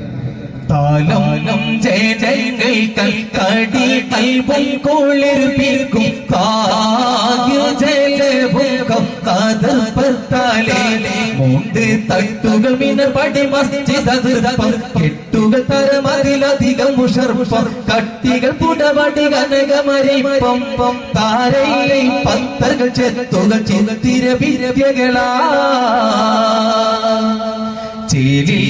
മീനുക്കങ്ങൾ പോളിലെങ്കിത്തിളങ്ങുന്ന സീതാവിസുഭാഗ്യതീരം പോലെ മരികൈ ചിതമൊടുകയും പലകൾ സുബീജ കഥപുകൾ അതിൽ ചില പണികൾ സുലാജ കതിർമയിൽ എതിർമകൾ മൂടിപ്പെട സാജ ചേരയിൽ ഇത്തരം തിരമെത്ത ചിതത്തിലതാ താലം ജനങ്ങൾ കൽക്കടി അൽപ്പം കുളിർപ്പിക്കും പാകീരി ജലഭൂമത്താലേ മൂണ്ട് തട്ടുകൾ മികപടി മസ്ജിദ് അതിർപ്പം കെട്ടുകൾ തരമതിലധികം മുഷർപ്പം കട്ടികൾ പുടവടി കനകമരിപ്പം താരയിലെ പത്തകൾ ചെത്തുകൾ ചിത്തിരവിദ്യകളാ. നാടിന്റെ നാനാഭാഗത്ത് ആളുകൾ അത് കാണാൻ വരത്തക്ക രീതിയിലേക്ക് മോടി പിടിപ്പിച്ചിരുന്നു ആ പള്ളിന്ന. എന്താണ് അതിന്റെ കൊത്തുപണികൾ, അതിന്റെ തൂണുകൾ, അതിന്റെ ചുമരുകൾ, ആ ചുമരുകളിലുള്ള എഴുത്തുകളും അതിന്റെ മനോഹരമായ വർണ്ണങ്ങളും അതിസുന്ദരമായ മെഹ്റാബും ബാക്കി കാര്യങ്ങളും. പഴയ കാലത്തെ പള്ളികൾ അറിയാലോ, മരത്തിന്റെ കൊത്തുപണികളൊക്കെ മരം ഒന്നായിട്ട് ഇങ്ങോട്ട് വെട്ടിയിട്ട് ഒന്നങ്ങോട്ട് ചെത്തി വിങ്ങിട്ട് അതൊന്ന് അങ്ങനെയാണ് കൊടുന്നൊക്കെയായിരുന്നു പഴയ കാലത്തൊക്കെ. അറിയാലോ പഴയ കാലത്തെ പള്ളി. അപ്പോ നമ്മുടെ വല്യങ്ങാടിയുള്ള പള്ളിയെ കുറിച്ച് മർഹൂം മൊയ്ൻകുട്ടി വൈദ്യര് വളരെ മനോഹരമായിട്ട് ഒരു പാട്ട് മുഴുവൻ അത് തന്നെ, പള്ളിയുടെ മദഹ്. ഇവിടെ നമ്മളെ സംബന്ധിച്ചിടത്തോളം നാളത്തോടു കൂടി ഈ യുദ്ധം അവസാനിക്കണമല്ലോ, അതുകൊണ്ട് ഞാൻ അത് ചുരുക്കി വർണ്ണിക്കുക. ഒരു കാര്യം നമ്മൾ മനസ്സിലാക്കണം, മഹാനായ മൊയ്ൻകുട്ടി വൈദ്യര് ഈ മലപ്പുറം കിസ്സപ്പാട്ട് എന്ന് പറയുന്ന പടപ്പാട്ട് എഴുതിയിട്ടുള്ളത് എവിടെ വെച്ചാന്നറിയോ? വല്യങ്ങാടിയിലുള്ള ജുമായത്ത് പള്ളി ഇവിടെയുള്ളവരൊക്കെ കണ്ടിട്ടുണ്ടാവുമല്ലോ അല്ലേ? ആ പള്ളിയുടെ നേരെ വടക്ക് ഭാഗത്ത് കാണാം ബഹുമാനപ്പെട്ട ഖാൻ ബഹദൂർ എന്ന് പറയുന്ന തങ്ങൾ കുടുംബത്തിന്റെ ഒരു വലിയ കൊട്ടാരം, ഒരു വലിയ വീട്, 2-3 തട്ടുള്ള ഒരു വലിയ വീടുകൾ കണ്ടല്ലോ. അതിന്റെ 1-ാം തട്ടിന്റെ നേരെ മുകളിലുള്ള തട്ടിന്റെ തെക്കേ അറ്റത്തൊരു റൂമുണ്ട്. പുറത്തുനിന്ന് ഈ പള്ളിപ്പറമ്പിൽ നോക്കിയാൽ കാണാം. അതിലിരുന്നിട്ടാണ് മർഹൂം മൊയ്ൻകുട്ടി വൈദ്യർ ഞാൻ ഈ പാടുന്ന മനാഖിബ് ശുഹദ എന്ന മലപ്പുറം കിസ്സപ്പാട്ട് എഴുതിയത്. ഇതിനൊക്കെ കാരണങ്ങളുണ്ട്. ആ കാരണം ഇപ്പോൾ വിശദീകരിക്കാൻ നേരമില്ലാത്തതുകൊണ്ട് ഞാൻ വിഷയത്തിലേക്ക് വരികയാണ്. അദ്ദേഹം പറയുകയാണ്, ചേലിൽ മീനുക്കങ്ങൾ ഒളിയിലെങ്കി തിളങ്ങുന്ന സീതാമിസ്ബാഹിൻ പോലെ മറികൈ ചിതമൊടയലുകയും വളകൾ സുവീജ കഥപുകൾ അതിൽ ചില പണികൾ സുലാജ കതിർമയിൽ എതിർമകൾ മുടിവേട സാജ ചേരയിത്തിരമെത്തിര മെത്ത പദത്തിലതാ മീനുക്കങ്ങളിൽ തിളങ്ങുന്ന സീതാമിസ്ബാഹിൻ പോലെ മറികൈ ചിതമൊടുകയും പലകൾ സുബീജ കഥപുകൾ അതിൽ ചില പണികൾ സുലാജ കതിർമയിൽ എതിർമകൾ മൂടിപ്പെട സാജ ചേരയിത്തരം മെത്ത ചിതത്തിലതാ മെത്ത ചിതത്തിലതാ.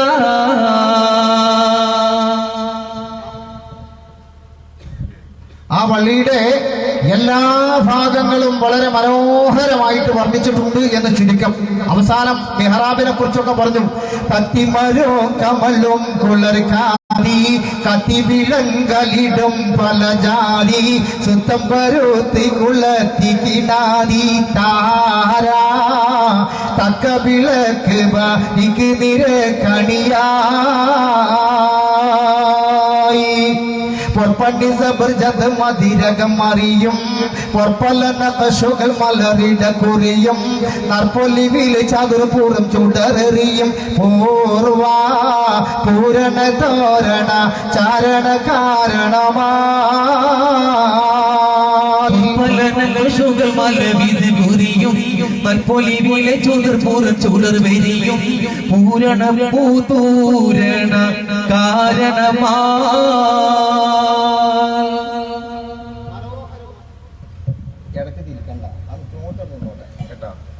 ഇതാണെങ്കിൽ ഇടക്ക് കുടിച്ചിട്ട് കിട്ടണമില്ല. സഹോദരങ്ങളെ, അപ്പൊ വളരെ സുന്ദരമായിരിക്കുന്ന ഒരു അവസ്ഥയിലാണ് ആ പള്ളി. അത്ര മനോഹരമാണ്. അതുകൊണ്ട് തന്നെയാണ് നാടിന്റെ നാനാഭാഗത്ത് നിന്ന് ആളുകൾ വരാൻ തുടങ്ങിയത്. പക്ഷേ ഹൈന്ദവരും മുസ്ലിങ്ങളും തമ്മിലുള്ള ഐക്യമാർന്ന മലപ്പുറം ലോകത്തിന് മുഴുവനും പ്രസിദ്ധമായിരുന്നു. കാരണം മലപ്പുറം ഈ അങ്ങാടിയുടെ പരിസരത്താണ് വല്യങ്ങാടി. ആ വല്യങ്ങാടിയിൽ കുറച്ച് മുസ്ലിങ്ങളുള്ള ബാക്കി ഭാഗങ്ങളൊന്നും മുസ്ലിങ്ങളില്ല.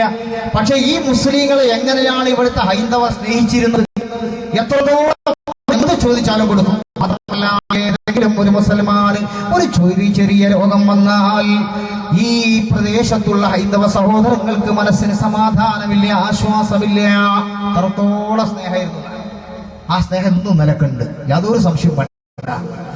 പക്ഷേ ഒരു വലിയ കുതൂഹലം വരുമ്പോ ഒക്കെ ഒരുപോലെ സ്വാലിഹ്യങ്ങളായിക്കൊള്ളുന്നൊന്നുമില്ല. ആ കൂട്ടത്തിലൊന്ന് കുരുത്തക്കെട്ടും ഉണ്ടാവാം. ഇപ്പൊ കാശ്മീരിൽ നിങ്ങൾക്ക് അറിയാലോ, ആസിഫ മോള് കൊല്ലപ്പെടുമ്പോ അവിടുത്തെ എല്ലാ ഹൈന്ദവരും കൂടിയിട്ടാണോ അത് ചെയ്തത്? അല്ല. ഇവിടെ തന്നെ കുരുത്തക്കെടുന്ന എത്ര മുസ്ലിം കുട്ടികളുണ്ട് അല്ലേ? എല്ലാ മുസ്ലിങ്ങളും കൂടി അത് ഏറ്റെടുക്കും? അത് ഏറ്റെടുക്കൂല. അങ്ങനെ തന്നെ ഏത് വിഭാഗത്തിലും മെവരി ബസ് തകർക്കപ്പെട്ടപ്പോ ഇന്ത്യ എന്ന് പറയുന്ന രാജ്യം ലോകത്തിന്റെ മുമ്പിൽ ഏറ്റവും വലിയ നാണക്കേട് സംഭവിച്ച അന്നങ്ങോട്ട് തുടങ്ങിയതാണ്. ഇപ്പോഴോ ഇന്ന് ഐക്യരാഷ്ട്രസഭ പോലും ആസിഫ മോളുടെ മരണം വളരെ ദുഃഖകരം, അതിഗൗരവകരം, അതിഭയാനകം എന്ന് പറഞ്ഞെങ്കിൽ ലോകം വരെ വെറുങ്ങലിച്ച് നിൽക്കുകയാണ്. അന്തസ്സുണ്ടായിരുന്ന ഇന്ത്യ രാജ്യത്തിന്റെ മുമ്പിലെന്ന് നിങ്ങൾ മനസ്സിലാക്കുക. പക്ഷെ ഇത് ചെയ്തത് എല്ലാ ഹിന്ദുക്കളും കൂടിയിട്ടല്ല, ഏതാനും ഒന്ന് രണ്ട് ആളുകൾ കാണിച്ച പേക്കൂത്ത്, അല്ലാതെ എന്ത് ചെയ്യാനാ? ഏതായിരുന്നാലും ആ മനോഹരമായ പള്ളി അവിടെ നിലനിൽക്കുമ്പോ സുന്ദരമായ തക്ബീറിന്റെ ധ്വനി ആ പള്ളിയിൽ നിന്ന് ബാങ്കുലിനാദം പുറത്തേക്ക് വരുമ്പോ എന്തോ ഒരു റാഹത്താണ് ഹൈന്ദവർക്കും, എന്തോ ഒരു റാഹത്താണ് മുസ്ലിമീങ്ങൾക്കും, ഐക്യമാർന്ന ജീവിതം. പക്ഷേ പെട്ടെന്നാണത്രേ ഒരു ദിവസം ഏതോ ഒരു മനുഷ്യന് അത് സഹിച്ചില്ല. ഒരു അസറിന്റെ ബാങ്ക് നമ്മുടെ വല്യങ്ങാടിയത്തെ പള്ളിയിൽ നിന്ന് അങ്ങോട്ട് കൊടുത്തപ്പോ ഒരുത്തനാണ്ട് ഹാലിളകി. പ്രകാരം ഹീനം പ്രാപിച്ചല്ലോ ജോനക്കൂലത്തറുകൾ കെട്ടി നാഗർ പള്ളി ചട്ടമാല് അതിയിൽ കേമത്തെ ബാങ്കും ചൊൽ നാമത്താലും പാവിച്ചല്ലോ ജനകൂലത്തരികൾ കേട്ടി നാഗർ പള്ളി ചട്ടമാലേ അതിലേക്ക് മത്തേ ബാഗും ചൊന്നമത്താലും ബലരാമർക്കിന്തേ തനകോടു ബാക്കിയും മോർത്തിപ്പോൾ ചോദ്യമാലേ അധികമേ ഭക്തരാണോ കുലം ബക്കിയല്ലോ. ഏതോ ഒരുത്തൻ ആ പള്ളിയുടെ മുമ്പിൽ വന്നുകൊണ്ട് ഉറക്കെ പ്രഖ്യാപിച്ചു. എപ്രകാരം? ഉറഞ്ഞു തുള്ളിയിട്ടാണ് പറഞ്ഞത്. ഉറഞ്ഞു തുള്ളുക എന്ന് പറഞ്ഞാൽ മനസ്സിലായല്ലോ. ഒരു വാളൊക്കെ അങ്ങനെ പിടിച്ച് ഒരു പ്രത്യേകതരം നിറത്തിലുള്ള വസ്ത്രങ്ങൾ ധരിച്ചുകൊണ്ട് വെളിച്ചപ്പെട്ടുകൊണ്ട് ഒരുത്തം വന്നുകൊണ്ട് ആ പള്ളിയുടെ മുമ്പിൽ പ്രഖ്യാപിച്ചു, ഈ പള്ളിയും ഈ കാമത്തും ബാങ്കും ഒക്കെ മറ്റൊരു സമുദായത്തിന് ദോഷമാണ്, മുസ്ലിങ്ങളുടെ അഹങ്കാരമാണിത്, ഇതിവിടെ ആപത്താണ്, ഇതൊക്കെ ചെയ്തു കൊടുത്തത് നമ്മുടെ രാജ്യം ഭരിക്കുന്ന രാജാവാണ്, അതുകൊണ്ട് പള്ളി പൊളിച്ചു മാറ്റണം എന്നൊക്കെ പറഞ്ഞുകൊണ്ട് ഇയാൾ ഹാലളകിയതാണ്. പക്ഷേ ശ്രദ്ധിക്കുക, അയാൾ മാത്രമേ അങ്ങനെ പറയേണ്ടയുള്ളൂ. ഒരുപാട് ആളുകൾ ഓടി വന്നു. പക്ഷേ അവിടുത്തെ മഹാഭൂരിപക്ഷം വരുന്ന എല്ലാ 99.4% ആളുകളും പറയാൻ തുടങ്ങി, ഇത് ദൈവകൽപ്പനയല്ല, ഇയാൾ പറയുന്നത് ദൈവത്തിന്റെ കൽപ്പനയല്ല, അത് മൂപ്പര കൽപ്പന. അതുകൊണ്ട് തന്നെ അവരുടെ അനിഷ്ടവും പറയില്ല, ഒരു പ്രയാസവും ഇല്ല, മുസ്ലിങ്ങൾക്ക് ഒരു അഹങ്കാരവും ഇല്ല. അതുകൊണ്ട് തന്നെ പിടിച്ച് മാറ്റിനടാവനെ എന്ന് പറഞ്ഞിട്ട് അവരാണ് ഒറ്റപ്പെടുത്തുകയാണ് ചെയ്തത്. അല്ലാതെ ആരും അതിന് പിന്നിൽ കൂടിയില്ല.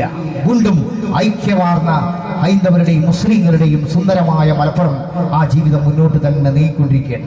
ആ സമയത്താണ് സഹോദരങ്ങളെ മലപ്പുറം കാണാൻ വേണ്ടിയിട്ട് ഒരുപാട് ആൾ വന്നുകൊണ്ടിരിക്കുകയാണ്. പല ഭാഗത്തുനിന്നും ആളുകൾ വരിക, ടൂറിസ്റ്റുകൾ വരൂലേ, വല്യങ്ങാടിക്ക് ഇങ്ങനെ വരിക. ആ കൂട്ടത്തില് 4 ആളുകൾ വന്നു. അവിടെയാണ് കഥ. 4 ആളുകൾ വന്നത് വള്ളുവനാട്ടിൽ നിന്നാണെന്നാണ്. പെരിന്തൽമണ്ണ അങ്ങാടിപ്പുറം സൈഡിൽ നിന്നാണ് വന്നത്. ഏതായാലും വന്ന ആളുകളിൽ ഒരാള് കേമന, ബാക്കിയുള്ള 3 ആളുകളും കേമന്മാരുകൾ. ആൾക്കാർ മോശക്കാരല്ല. 4 ആളുകളും മുസ്ലിങ്ങളാണ്. ആരുടെ നേതൃത്വത്തിലാണ് വരുന്നറിയോ? ഒരു മഹാനും 3 അനുയായികളും. ആ മഹാന്റെ പേരാണ് അലിമര.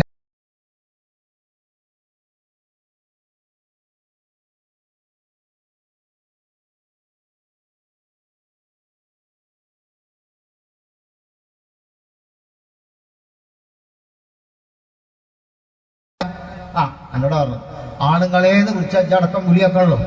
ആണുങ്ങളേന്ന് വിളിച്ചാൽ അല്ലേ, നമ്മളൊക്കെ ആണുങ്ങളാണല്ലോ വെപ്പ്, അങ്ങനത്തെയുള്ള സംഗതി.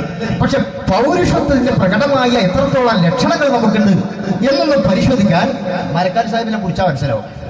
സ്ത്രീത്വത്തിന്റെ ലക്ഷണമുള്ള എത്ര സ്ത്രീകൾ നമ്മുടെ കൂട്ടത്തിലുണ്ട്.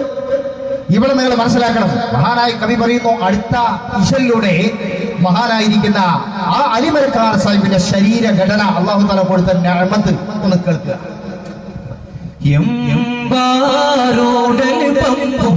കരുതും പെറ്റോ ഏറ്റവും പാടത്തായം ശുചാഴത്തുറ്റോ ഓരോരുണ്ട് റഫീഖോരുമായി വളരെ വീരാതുകൾ നടപ്പോരുമായി നമ്മൂര തണുതേ പാറ വീദൂരം തിരിന്ന് പാറ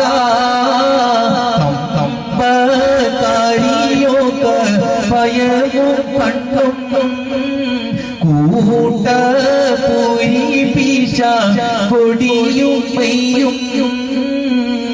സഹോദരങ്ങളെ, അലിമരക്കാർ സാർ പറയുന്ന മഹാനവറുകളുടെ പ്രത്യേകത നല്ല നീളമുള്ള ശരീരം, നല്ല വണ്ണമുള്ള ആരോഗ്യമുള്ള ശരീരം. മാത്രമല്ല പടച്ചതമ്പുരാൻ അദ്ദേഹത്തിന് കൊടുത്തിട്ടുള്ള ആരോഗ്യകരമായ ശരീരം ഏതൊരു ജനക്കൂട്ടത്തിന്റെ മുമ്പിൽ മരക്കാർ സാഹിബ് ചെന്നാലും, ഏതൊരങ്ങാടിയിൽ ചെന്നിറങ്ങിയാലും ആളുകൾ അദ്ദേഹത്തിന്റെ കൂടെ വട്ടം കൂടുമെന്നാണ്. അത്ഭുതം കൊണ്ട് അത്ഭുതം. അതിന് ശരീരപ്രകൃതി വേറെ വേണം. ഇദ്ദേഹത്തിന്റെ മുഖത്തിന്റെ പ്രത്യേകത എന്താണെന്നറിയോ?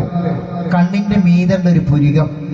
സാധാരണ നമുക്കൊക്കെ പുരികണ്ടെങ്കിലും പല അളവിലും തൂക്കത്തിലെ ആളുകളെ നോക്കി അടുത്തുള്ളവന്റെ അവനാന്റെ കാണൂല. അടുത്തുള്ളവരെ മൊത്തം നോക്കി അറിയാം.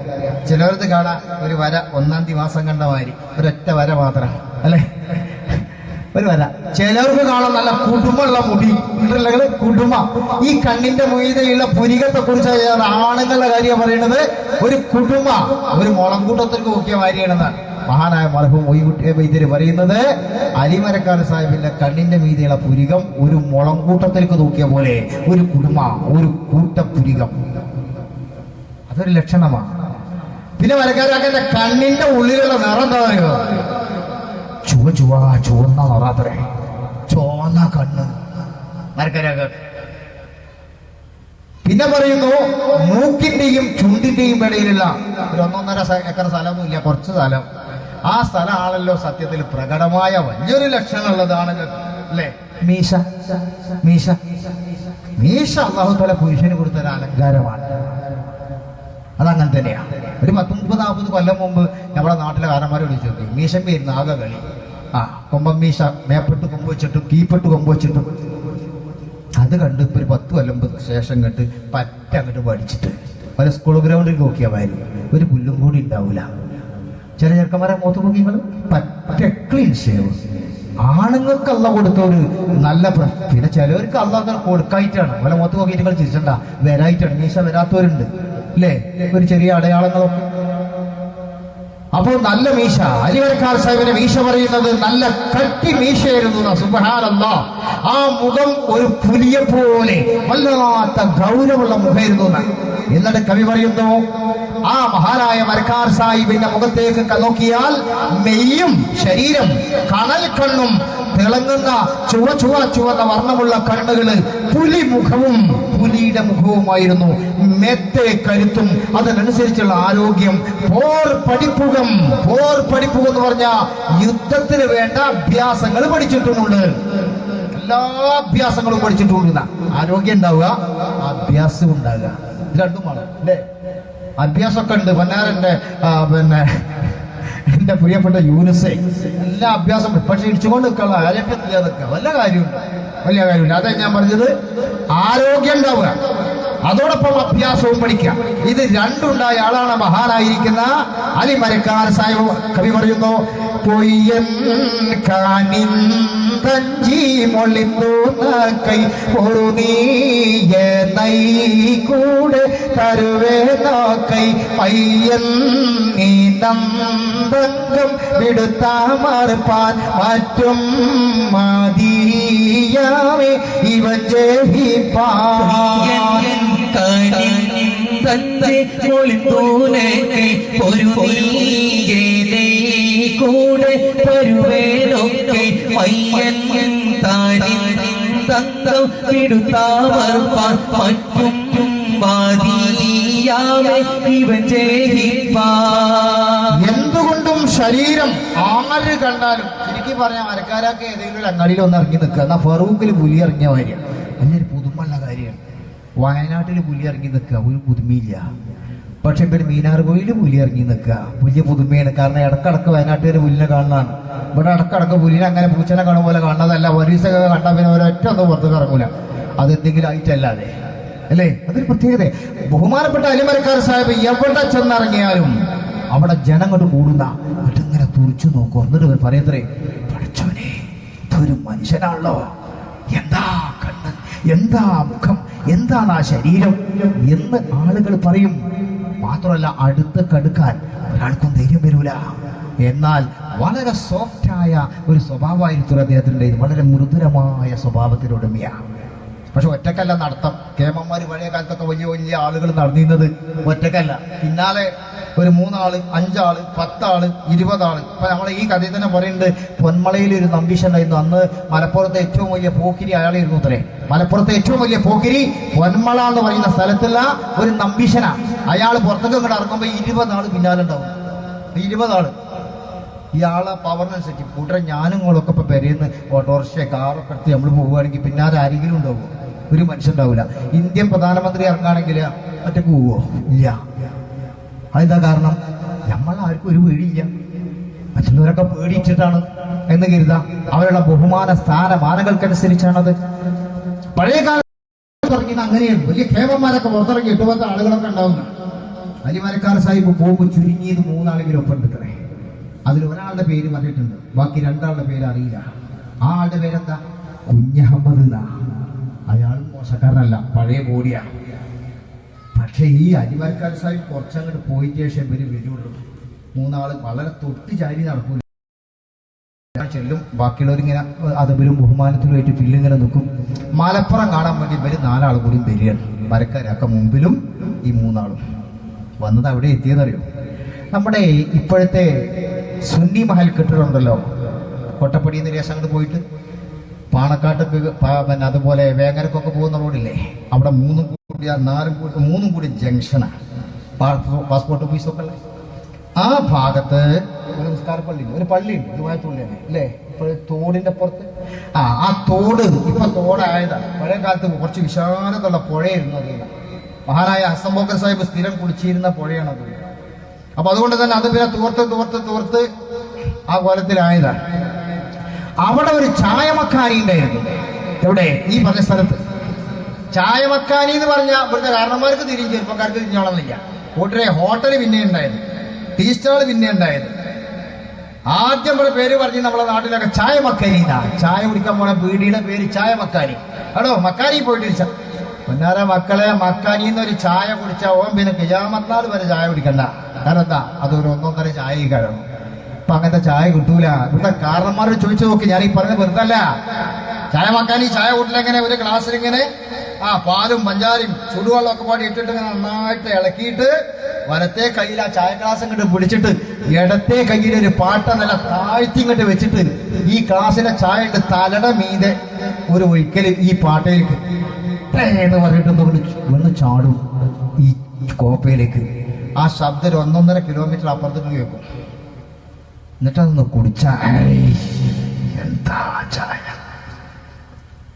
ചായ കുടിച്ചാത്ത വല്ലാത്ത നഷ്ടമുള്ളത് തന്നെ.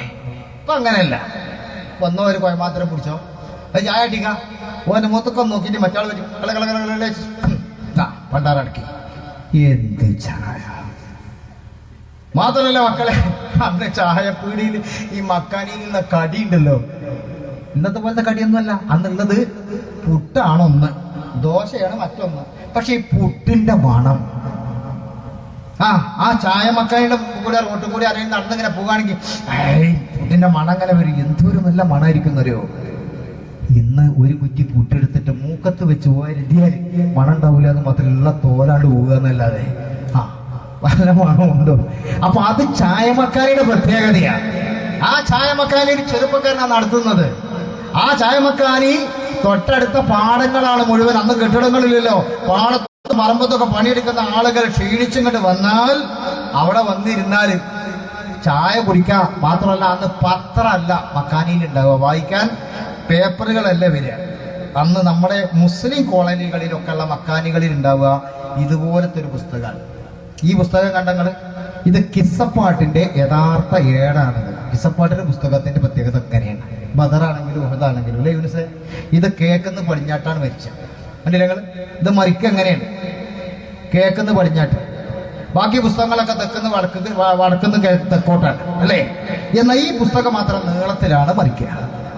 ഇതിൽ എഴുതിയിട്ടുള്ള ഭാഷ കണ്ട അറബിയാണ്, പക്ഷെ കേട്ടാലോ, വായിച്ച് കേട്ടാൽ മലയാളവും. അപ്പൊ അറബി മലയാളം എന്ന് അതിന്റെ പേര്. ഇത് എല്ലാ ചായമക്കാനിയിലും ഉണ്ടാവുന്ന. എന്നിട്ട് ചായ പറയും, ഒരു ചായ വരട്ടെ എന്ന് പറഞ്ഞിട്ട് ഇപ്പൊ ഈ മേശന്റെ അടുത്തേക്ക് വന്നിട്ട് ആ മേശപ്പുറത്തുണ്ടാവും ബദറിന്റെ ഏട്. ആ ബദറിന്റെ ഏട് എടുത്തിട്ട് ചായ വരുന്നത് വരെ, കടി എത്തുന്നത് വരെ ഇവ ഒറ്റയ്ക്ക് ഇരുന്നങ്ങോട്ട് പാടും. എന്താ പാടുക? ഉളരിടയിലമ്പമും നാഗത്തേറി നടക്കുന്നേ ഉമ്മുൽ ഖുറാവിൽ ആണയും മൂണ്ട് ദിനം മുന്നേ. അത് അന്നത്തെ രസലിൽ പോയനാണ് പാടും. അപ്പൊ പോയി ചായ വരും. അപ്പൊ ചിലപ്പോ തോന്നെ ആളുണ്ടെങ്കിൽ പറയും, അടിപട്ട് കൊത്തി പിടിച്ചാറൊന്ന് പാടിക്ക, അന്ന് കേൾക്കാനാ.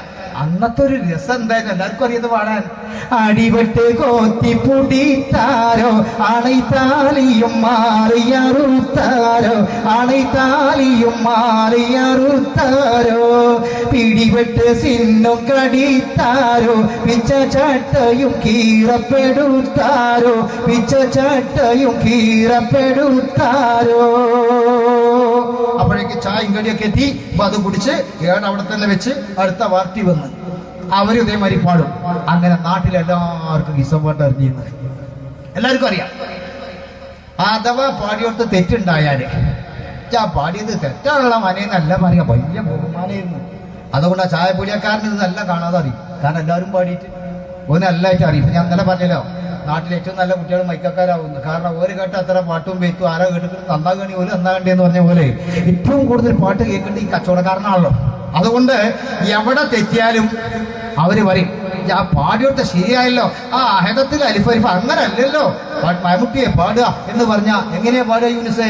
അഹദത്തിൽ അലിഫലിഫ് എന്ന് പാടിക്കാം.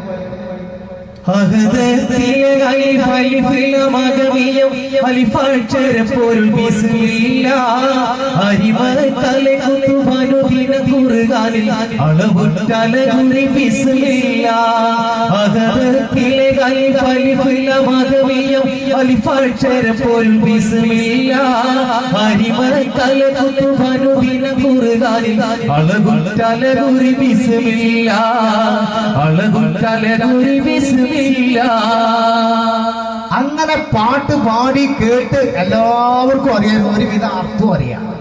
അപ്പൊ ആ കാലഘട്ടമൊക്കെ പോയി. ഏതായിരുന്നാലും ചായമക്കാനിയുടെ ഒരു സ്ഥിതിയാണ് ഞാൻ പറഞ്ഞത്. അങ്ങനത്തെ ഒരു മക്കാനിയിലേക്ക് ബഹുമാനപ്പെട്ട അലിമരക്കാർ സാഹിബും പ്രഗത്ഭരായ 3 തുണക്കാരും അങ്ങോട്ട് കയറി വരികയാണ്. പെട്ടെന്ന് കണ്ടാല് മരക്കാരൊക്കെ അങ്ങനെ നിൽക്കുന്നത് കണ്ട ഒരു വിധമുള്ളവർക്ക് ഞെട്ടിപ്പോകുന്ന പെട്ടെന്ന് കണ്ട. കാരണം ആ മുഖം അങ്ങനെയാ, പുലി നിൽക്കുന്നത് പോലെയാണ് തന്നെ തോന്നുന്നത്. അതിവിടെ കഥയിൽ പറയുന്നുണ്ട്, ചരിത്രങ്ങൾ പറയുന്നുണ്ട്, ഇദ്ദേഹത്തിന്റെ പാട്ടിലും അങ്ങനെയാണ് പറയുന്നത്, പുലിയുടെ മുഖാണെന്ന. പെട്ടെന്ന് പേടിയാവുന്ന. അപ്പൊ ഏതോ ഒരു ചെറുപ്പക്കാരൻ ചായ ചോദിച്ചിട്ട് ചായയും കാത്തിരിക്കുന്നിടത്തൊക്കെ ചായ മക്കാനിക്കാരൻ ആ ചായ അങ്ങോട്ട് ആറ്റിയിട്ട് ഇങ്ങോട്ട് തിരിഞ്ഞപ്പോ മരക്കാരൊക്കെ ഇങ്ങനെ ഒക്കത്ത് കൈ കുത്തിയിട്ട് ഇങ്ങനെ നിൽക്കുക. എവിടെ? ഈ മക്കാനിയില്. ഈ കച്ചവടക്കാരൻ കണ്ടത് ഒരു പുലി 2 കാലും പണിയിട്ട് നിൽക്കണ പോലെ. മരക്കാരക്കാരുണ്ട് കണ്ടതോടുകൂടി കിട്ടുകിട്ടാങ്ങോട്ട് വിറക്കണികൾ പേടിക്കാൻ. മരക്കാരക്ക ചെറുതായിട്ടൊന്ന് ചിരിച്ചു. കാരണം അത് അവിടെ ചെന്നാലും ഇങ്ങനെ തന്നെയാണ്. മൂപ്പർക്കത് പുതുമുള്ള കച്ചവടമല്ല. പിന്നീടുള്ളവരും തന്നെ ശ്രദ്ധിച്ചു. മരക്കാരാക്ക ഗൗരവമുള്ള ശബ്ദത്തിൽ പറഞ്ഞു, മോനെ ഒരു 3 ചായ, ഒരു 4 ചായ ഞങ്ങൾക്ക് പോകണല്ലോ. അതിനെന്താ ഇപ്പൊ തരാനോന്ന് പറഞ്ഞിട്ട് പിന്നെ ആദ്യം വന്നവനെ മറന്നിട്ടാ ആ ചായ പോയി. മറ്റവനെ പിന്നെ ഉള്ളി വേണേ വെച്ചവരെ അവിടെ ഇരിക്കാന്നല്ലാതെ ആര് കൊടുക്കാൻ.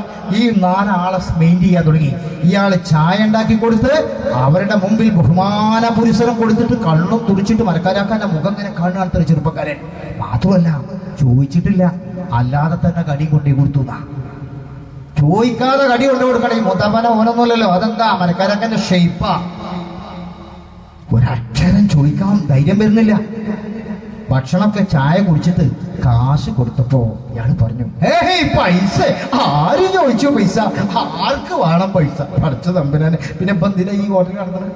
ഈ മക്കാനി സത്യത്തിൽ അത് മരക്കാരാക്കാനുള്ള ബഹുമാനം പ്രകടിപ്പിച്ചതാ. മരക്കാരൊക്കെ ചോദിച്ചു, ചെറുപ്പക്കാരാ ഇവിടെ മനോഹരമായൊരു പള്ളി ഉണ്ടെന്ന് പറഞ്ഞു. പക്ഷെ പള്ളിയുടെ തലപ്പ് ഇങ്ങനെ കാണാണ്ട്. അങ്ങനെയല്ലോ, നിങ്ങൾ കണ്ടില്ലേ? മരങ്ങളെ കൊണ്ട് പള്ളിയുടെ മുനാരങ്ങളൊക്കെ ഇങ്ങനെ കാണും. പക്ഷെ അടിഭാഗം നമുക്ക് കാണൂല, ദൂരം നിന്ന് നോക്കിയാല്. അപ്പൊ മരക്കാരൊക്കെ ചോദിക്കുക കച്ചവടക്കാരനോട്, മോനെ ആ പള്ളിക്കൽക്ക് എങ്ങനെ പോവാ, എങ്ങനെയാണ് പോയിക്കൂടെ എന്ന് ചോദിച്ചു. ഈ ചോദ്യം എപ്പോഴും ഉണ്ട്. നമ്മുടെ നാട്ടിലൊക്കെ വന്ന് അങ്ങാടിയിലൊക്കെ വന്ന് ഉസ്താദന്മാര് പള്ളി കാണുന്നുണ്ടാവും, പക്ഷെ വഴി കാണുന്നുണ്ടാവില്ല. അപ്പൊ ചോദിക്കും, മോനെ ആ പള്ളിക്കൽക്ക് എങ്ങനെയാണ് പോയിക്കൂടെ? ഒരു ചോദ്യം ചോദിച്ചു. അത് ബനോടിനെ ചോദിച്ചേ, കരുവാരുകുണ്ട് അങ്ങാടിയെന്ന്. പൊങ്ങ് നോക്കിയിട്ട് പറഞ്ഞു, അങ്ങനെയും പോകാം, കൈ താത്തിയിട്ടിട്ടും പോകാം. ആ സാധു കട്ടക്കാലത്തിന് ഇങ്ങനെയാണ് വെക്കൂടെ ചോദിച്ചതാണ്. അങ്ങനെയും പോകാം, കൈ താത്തിയിട്ടിട്ടും പോകാം. അപ്പൊ അതുപോലെ വഴി വെച്ച് ചോദിച്ചാൽ ഇയാൾ കറക്റ്റായിട്ട് പറഞ്ഞാൽ അതിനെന്താ ഞാൻ കൊണ്ടേ കാട്ടി തരാലോ എന്ന് പറഞ്ഞുകൊണ്ട് ഈ ചെറുപ്പക്കാരൻ വല്യങ്ങാടിയിൽ എത്തിച്ചു കൊടുക്കുകയാണ് മഹാനായ അലിമരക്കാർ സാഹിബിനെ. മാത്രമല്ല അലിമരക്കാർ സാഹിബും സുഹൃത്തുക്കളും വല്യങ്ങാടിയുടെ ജുമഅത്ത് പള്ളിയിൽ എത്തി എന്ന് അറിഞ്ഞതോടെ ഈ വാർത്ത അങ്ങോട്ട് പരന്നു. മലപ്പുറം പരിസരം മുഴുവൻ ഒരു ജന്തു വന്നിട്ടുണ്ട്, കാണേണ്ടതല്ലേ? അയാളെ മുഖം തന്നെ പുലി തന്നെ. സകല മനുഷ്യന്മാരും പള്ളിയുടെ മുറ്റത്ത് വന്നിട്ട് പല ഗുഹയിലേക്ക് നോക്കുമ്പോൾ എങ്ങനെ നോക്കുകയാണ്. അരക്കരക്കും കൂട്ടരൊക്കെ 2 റക്അത്ത് സുന്നത്തൊക്കെ നിസ്കരിച്ച് കുഞ്ഞാവതൊക്കെ ചോദിച്ചു, അരക്കരക്ക ഇതൊരു മനോഹരമാണ് പള്ളിയിലെ, ഇതിൽ നിസ്കരിക്കുന്നതൊക്കെ മുസ്ലിങ്ങളായി നമ്മുടെ സഹോദരങ്ങൾ ഇവിടെ ഉണ്ടല്ലോ, ഈ അടുത്താണോ താമസിക്കണത്, അവരടുത്തൊന്ന് പോയിട്ട് പരിചയപ്പെട്ടിട്ട് നാട്ടിലേക്ക് തിരിച്ചു പോയാൽ പോരെ? അത് നല്ലതാ, ആയിക്കോട്ടെ. ഈ തൊട്ടടുത്ത വീടൊക്കെ അവരതാവൂലേ? അതെ, പോയി നോക്കാം എന്ന് പറഞ്ഞ് നിസ്കാരമൊക്കെ കഴിഞ്ഞ് പള്ളിയൊക്കെ കണ്ട് പുറത്തേക്ക് കൊണ്ട് ഇറങ്ങുമ്പോ കണ്ടത് എന്താണെന്നറിയോ? മുറ്റം നിറച്ച് ജനം, ഒരുപാട് ആളുകൾ. അതിന് ജാതി മതമൊന്നും ഇല്ല കേട്ടോ, എല്ലാ വിഭാഗത്തിൽപ്പെട്ടവരുണ്ട്, പ്രത്യേകിച്ച് മുസ്ലിങ്ങളൊക്കെ ഉണ്ട്. അവരൊക്കെ ഇങ്ങനെ നോക്കുകയാണ് ഒരു അത്ഭുത വസ്തുവിനെ. മരക്കരാക്കാന്റെ മുഖം കണ്ടിട്ട് ആകെ അന്തം വിട്ടിട്ട് ചിലവര് പോലെ കണ്ട കണ്ട കണ്ട മീശ കണ്ട, പടച്ചോനെ ചുവന്ന കണ്ണ്, മുഖം കണ്ട പുലിയനെ ഉണ്ടണ്ടാ, അടുത്ത കാര്യം പോണ്ട, തൊടണ്ട, ഇങ്ങനെയൊക്കെ പറഞ്ഞുകൊണ്ട് ഒരു ഭയങ്കരമായ ഭീകരത സൃഷ്ടിച്ച് നിൽക്കുകയാണ്. മരക്കാരൊക്കെ ആളുകളെ കണ്ടപ്പോൾ സന്തോഷമായി. ഞാൻ ആരും പെരയിൽ കൊണ്ടല്ലോ, നേരാണ് പരിചയപ്പെടല്ലോ, നേരെ പുറത്തേക്ക് ഇറങ്ങാൻ പള്ളി. ഒരു സ്റ്റെപ്പ് മരക്കാരൊക്കെ ഇറങ്ങിയ ആൾക്കാർ 2 സ്റ്റെപ്പ് പിന്നിലേക്ക് മാറുകയാണ്. മരക്കാരൊക്കെ പോണോടത്തോളം ആൾക്കാർ പോകാൻ പേടിച്ചിട്ടേ. അപ്പൊ മരക്കാരെ പറഞ്ഞു, സുഹൃത്തുക്കളെ നിങ്ങളൊന്ന് പരിചയപ്പെടാനാ ഞാൻ വരുന്നത്, നിങ്ങൾ എവിടുക്കാ മാറുന്നത്, അവിടെ നിൽക്ക്. അത് പറഞ്ഞപ്പോ പിന്നെ പിന്നിലേക്ക് പോകാനും പേടി. കാരണം അഥവാ കാല് വെച്ചാൽ സ്വഭാവം വേറെ ആവുകയാണാവോ. അവിടെ നിന്നു, ധൈര്യം ഉണ്ടായിട്ടല്ല, ഉള്ള കാര്യമൊക്കെ ഒന്ന് ചിരിച്ച് കളിച്ച് അവരങ്ങനെ നിന്ന്. മരക്കാരൊക്കെ ഒന്ന് ചോദിച്ചു, നിങ്ങളൊക്കെ ഈ വീടുകളിൽ താമസിക്കുന്ന മുസ്ലിങ്ങളാണോ? അതെ. അല്ല കൂട്ടരെ, നിങ്ങൾക്ക് ഇത്ര വലിയ ഭാഗ്യം ആര് തന്നു? ഈ തോട്ടങ്ങളൊക്കെ ആരതാ? ഇതൊക്കെ ഞങ്ങളതാ. ഈ വാഴത്തോട്ടങ്ങളും പൂളത്തോട്ടങ്ങളും ഈ കാണുന്ന മനോഹരമായ കുന്നിൻ ചെരുവിലെ എല്ലാ നിഅമത്തുകളും ഞങ്ങളുടെ അധ്വാനത്തിന്റെ ഫലമാണ്. സുന്ദരമായ പള്ളിയും അതിന്റെ പരിസരത്ത് ഒരു മാലയിൽ കോർത്ത മണികളെ പോലെ ഭിന്നിപ്പില്ലാത്ത ഈ സമുദായാംഗങ്ങളും നല്ല റാഹത്തിലാണ്. ബഹുമാനപ്പെട്ടവർ ചോദിച്ചു, ഈ അനുഗ്രഹം നിങ്ങൾക്ക് തന്നതാരാണ്? ഉടനെ തന്നെ യാതൊരു സംശയമില്ലാതെ പറഞ്ഞു, ഞങ്ങളുടെ രാജാവാണ് തന്നത്. പഴയകാല രാജാവ് ശങ്കര നമ്പി, ഇപ്പോഴത്തെ രാജാവ് പാറനമ്പി, ഇവരൊക്കെ ഞങ്ങളെ സഹായിക്കുന്നവരാ മുസ്ലിങ്ങളെന്ന് പറഞ്ഞ വല്ലാത്ത സന്തോഷമാണ് ഞങ്ങൾക്ക്. അറിയോ, എന്ത് വിഷമുണ്ടായാലും അവർ പൊട്ടിക്കരയും, അത്രത്തോളം സ്നേഹമാണ്. ഇവിടുത്തെ ഹൈന്ദവരൊക്കെ അങ്ങനെ തന്നെയാണ്.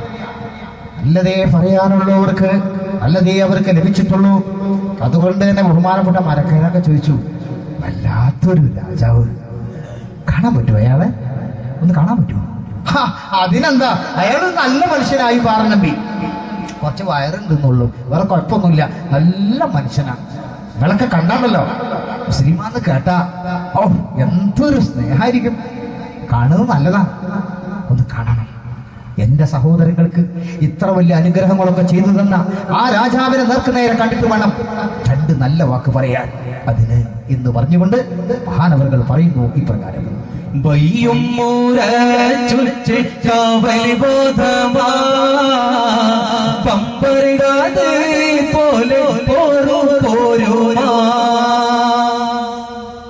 ഇടരാതാരുൾ ദേശം പരതി ചുറ്റും ഇടതാൽ കൂലാകൊന്നു പിടിത്തും വിറ്റും എടുക്കും മോദൈകളിൽ പകുതി തന്റെ യജമാൻ തങ്കീതുമെ പല നാൾ ചെന്നേ ഉടുക്കും ഷഹീദാവ സബബുന്നേ ഒരു നാൾ മാറൂക്കാര പതി തന്നേ. അവര് പറഞ്ഞു, ബഹുമാനപ്പെട്ട രാജ്യം ബഹുമാനപ്പെട്ട മരക്കാരൊക്കെ, അതിനെന്താ കുഴപ്പം? നിങ്ങൾ ഇന്ന് പോകുന്നുണ്ടോ? എന്താ ഞാൻ മടങ്ങി പോവാൻ. എന്നാ പോണ വഴിക്ക് തന്നെയാണെന്ന് രാജാവിന്റെ കൊട്ടാരം. പോകുന്ന വഴിയിൽ രാജാവിന്റെ കൊട്ടാരത്തിന്റെ മുമ്പിലൂടെയാണ് നിങ്ങൾ കടന്നു പോവുക. അതുകൊണ്ട് പോയി കാണാം, മുഖം കാണിക്കാം, നല്ല മനുഷ്യനാ.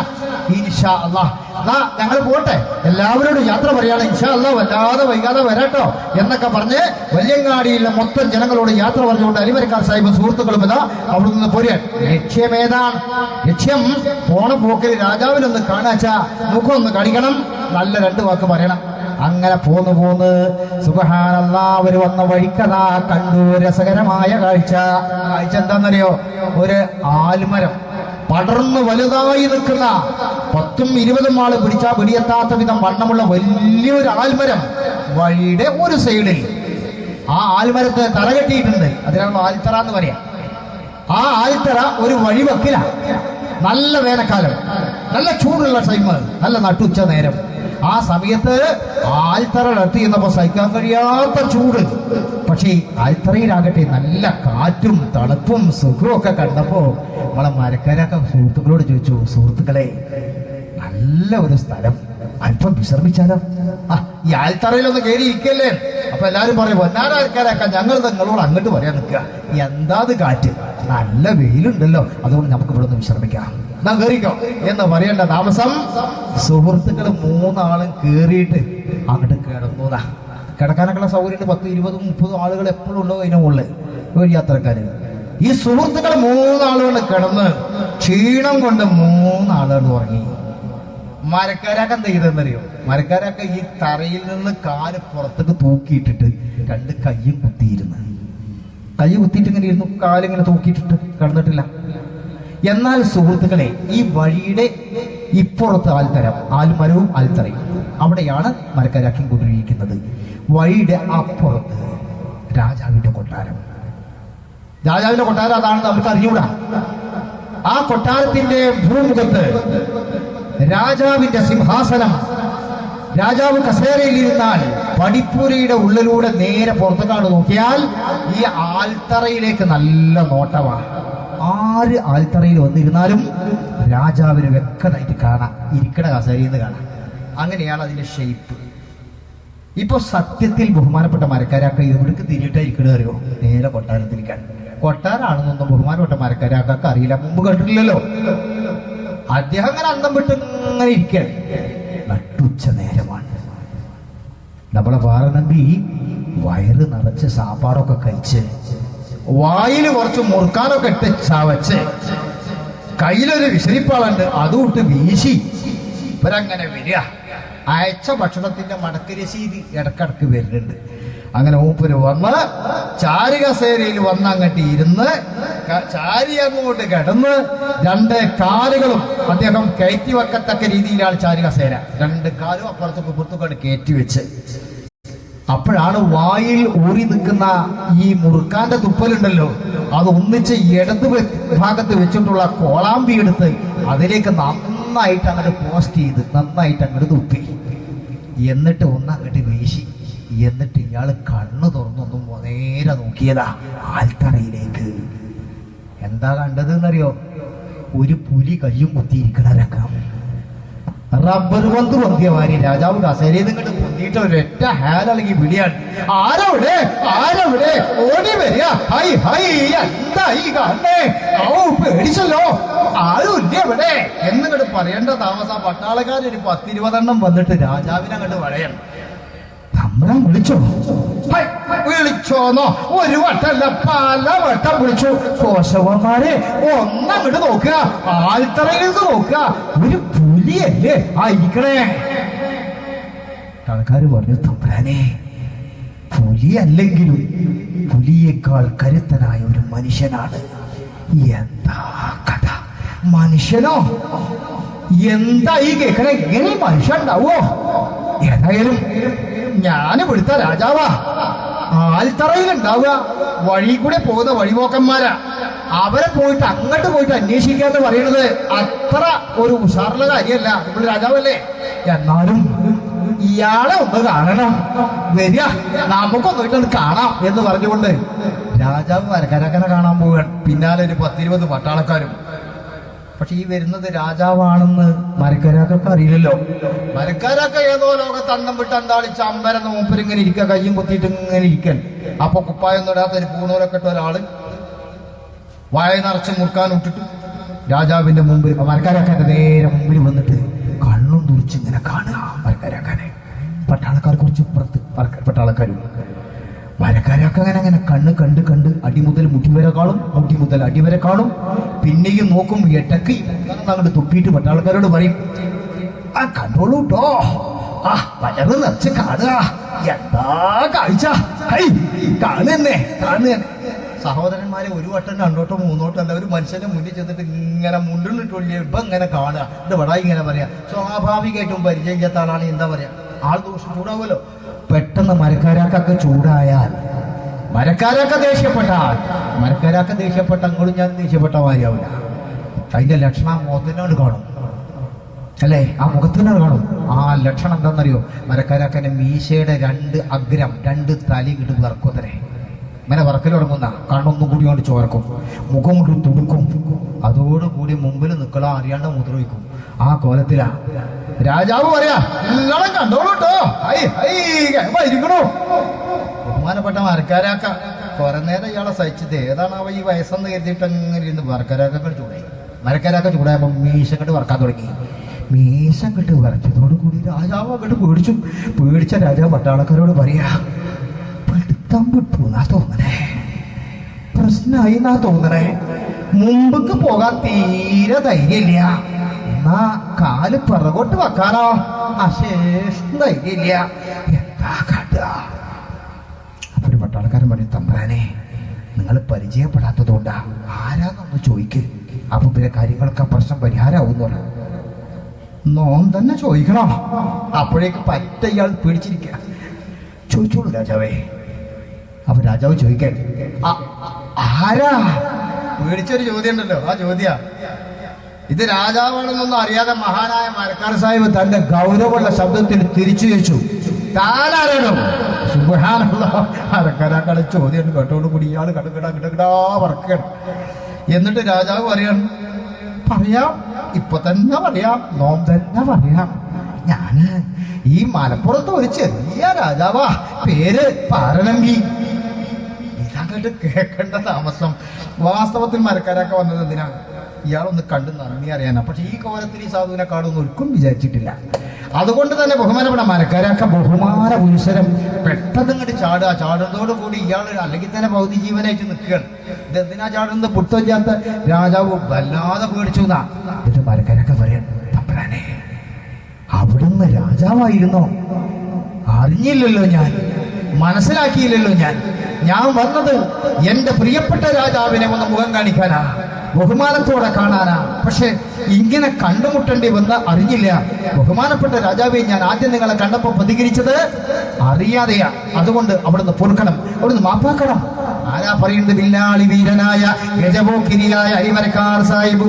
ഉടനെ തന്നെ രാജാവ് പറഞ്ഞത് എന്താണെന്നറിയോ? അടുത്ത വരികളിൽ കവി പറയുന്നു, പീഡിത്തോ രാടിമാവിറ്റവർ മടങ്ങി പീരക പതികൂരാർ കാരിശം പൊങ്കി പൊങ്കി കുടുംബക്കാരുടമക്കാരും പോഷൻ തിരുമുൻപന്താടവരും പിങ്കി അളുതകൾ നാടും വീടും ഒഴിത്ത് പന്തി വിടെ കൂടും വീടും ഒഴിത്ത് പന്തി വീട കൂടും മുൻമുൻകാലങ്ങൾ പതിയിൽ കൊല്ല മുന്നോറും ഒരു പേരും ചെയ്തിട്ടില്ല എങ്ങൾ സാഭൂമിന്റെ തലക്കടിമാ എല്ലോ ചെയ്താൽ മാതാ കൊടുമാ. ബഹുമാനപ്പെട്ട മരക്കാരൊക്കെ ഈ വളരെ സാധുവായിട്ട് ഇങ്ങനെയാണ് പറഞ്ഞതോടുകൂടി ആശ്വാസമായി രാജാവിന്. കുഴപ്പം വന്നില്ലല്ലോ. ഏതായാലും രാജാവ് പറഞ്ഞപ്പോ ഒരു കുഴപ്പമില്ല, അതൊക്കെ പറയാനുള്ള എല്ലാ കഴിവും തനിക്കുണ്ട്, ഒരു പ്രശ്നമില്ല, കുഴപ്പമില്ലാതെ കഴിഞ്ഞല്ലോ. അപ്പോ എന്നെ കാണാൻ വന്നതല്ലേ? അതേ തമ്പുരാനെ, എന്നാ പിന്നെ ഈ പൊതു വഴിയിൽ വെച്ചുള്ള സംസാരം ഇവിടെ ഒഴിവാക്കാം. ഈ കാണണോ നമ്മുടെ കൊട്ടാരം, ഇങ്ങോട്ട് വരിക. മരക്കാരക്കനെ കൊട്ടാരത്തിലേക്ക് ക്ഷണിക്കുക രാജാവ്. അപ്പൊ മരക്കാരൊക്കെ ഒന്ന് നോക്കിന്റെ കൂടെ 3 എണ്ണം കൂടി ഉണ്ടായിരുന്നല്ല, 3 ആള് നല്ല ഉറക്കത്തിലാ. അവരവിടെ ഉറങ്ങട്ടെ എന്ന് തീരുമാനിച്ച മരക്കാരക്ക മാത്രം രാജാവിന്റെ കൂടെ കൊട്ടാരത്തിലേക്ക് നീങ്ങുന്നു. രാജാവ് മുമ്പില്, മരക്കാരക്ക പിറകില്, അതിന്റെ പിറകിലാണ് പട്ടാളക്കാർ. പക്ഷേ മരക്കാരക്കൊക്കെ ആ കാലത്തുള്ള രാജകീയ കൊട്ടാരങ്ങളുടെ ഒക്കെ അവസ്ഥ അറിയാം. മുസ്ലിങ്ങൾക്കൊക്കെ ചെല്ലാൻ പാടുന്ന സ്ഥലം, തൊടാൻ പാടുള്ള സ്ഥലം, നിൽക്കാൻ പാടുള്ള സ്ഥലം, ഇതിനൊക്കെ ഒരു അതിരുണ്ട്. എല്ലായിടത്തും കയറാൻ പാടില്ല, അയിത്തമുള്ള കാലം. അത് മനസ്സിലാക്കിയ മഹാനായ മരക്കാർ സാഹിബ് സാധാരണ മുസ്ലിങ്ങളൊക്കെ നിൽക്കാറുള്ള മുറ്റത്തിന്റെ നടുക്കവിടെ നിന്നു. മുന്നിൽ നടക്കുന്ന രാജാവാകട്ടെ പിന്നിൽ മരക്കാരാക്ക ഉണ്ട് എന്ന് വിചാരിച്ചിട്ട് ഇയാൾ എങ്ങനെ പോയി മുറ്റ കൊലായിലേക്ക് അങ്ങോട്ട് കയറിയിട്ട് തിരിഞ്ഞു നോക്കുമ്പോ മരക്കാരാക്ക മുറ്റത്തവിടെ നിൽക്കുക. ഹൈ, താരെന്താ അവിടെ നിന്നേ? ഞാനൊരു മുസൽമാനാ. ഹൈ, മുസ്ലിമാണോ? സന്തോഷായി. കാരണം അന്ന് അങ്ങനെ നല്ല ബന്ധാണല്ലോ. മുസ്ലിങ്ങളിച്ച വലിയ കഥയാ. മുസ്ലിമാണല്ലേ? കേക്കണോ? എനിക്ക് ഇത്ര ഇഷ്ടമുള്ള ഒരാൾക്കാരില്ല കേട്ടോ. ഇതൊക്കെ രാജാവിനെ കൊണ്ട് പറയിപ്പിച്ചത് ആരാന്നറിയോ? നമ്മുടെ കാരണവന്മാരുടെ ജീവിത ശൈലിയാ, നമ്മുടെ സഹോദരങ്ങളുടെ ജീവിത സ്വഭാവമാണ്. മനസ്സിലാക്കണം. ഇന്ന് നമ്മുടെ സ്വഭാവം കൊണ്ട് മറ്റൊരു മതസ്ഥരായ ആളുകൾക്ക് അങ്ങനെ ഒരു വാക്ക് പറയിപ്പിക്കാൻ നമ്മളെ കൊണ്ട് സാധിക്കുമോ? ഇല്ലെങ്കിൽ അവിടെയാണ് നമ്മുടെ പരാജയം. ഇവിടെ ഏറ്റവും വലിയ ഏറ്റുമുട്ടൽ ആര് തമ്മില? ആലോചിച്ച് നോക്ക്. ഏറ്റവും വലിയ പക ആര് തമ്മില? ഏറ്റവും വലിയ വിദ്വേഷം ആര് തമ്മില? സത്യത്തിൽ അള്ളാഹു തന്നെ നമ്മൾ സൃഷ്ടിച്ചുള്ളത് വിദ്വേഷത്തിനാണോ, പകക്കാണോ, വൈരാഗ്യത്തിനാണോ, നമ്മുടെ ധർമ്മത്തിലാണോ നമ്മളുള്ളത്? ഞാൻ ഇടക്കൊന്ന് ചിന്തിക്കാൻ വേണ്ടി പറഞ്ഞതാ.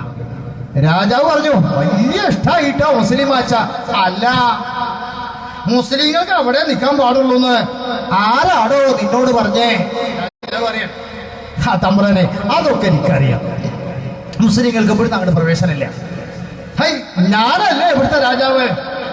ഞാനല്ലേ കൽപ്പിക്കേണ്ടത് താൻ എവിടെയാ നിൽക്കേണ്ടതെന്ന്? ഇങ്ങോട്ട് വരിക.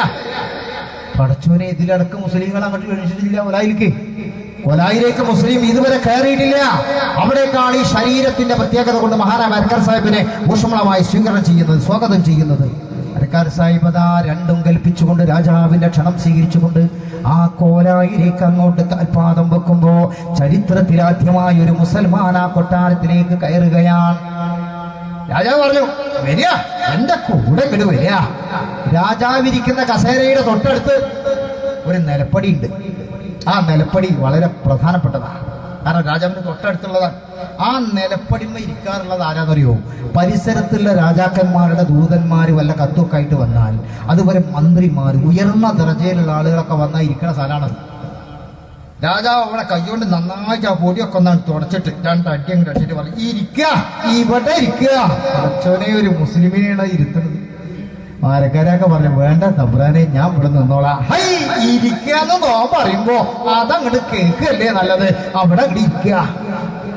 ആരക്കാരൊക്കെ തീരുമാനിച്ചിട്ടുണ്ട്. അപ്പൊ ഞാൻ ഇവിടുത്തെ ആളല്ലേ പറയുന്നത്, ഇരിക്കുക.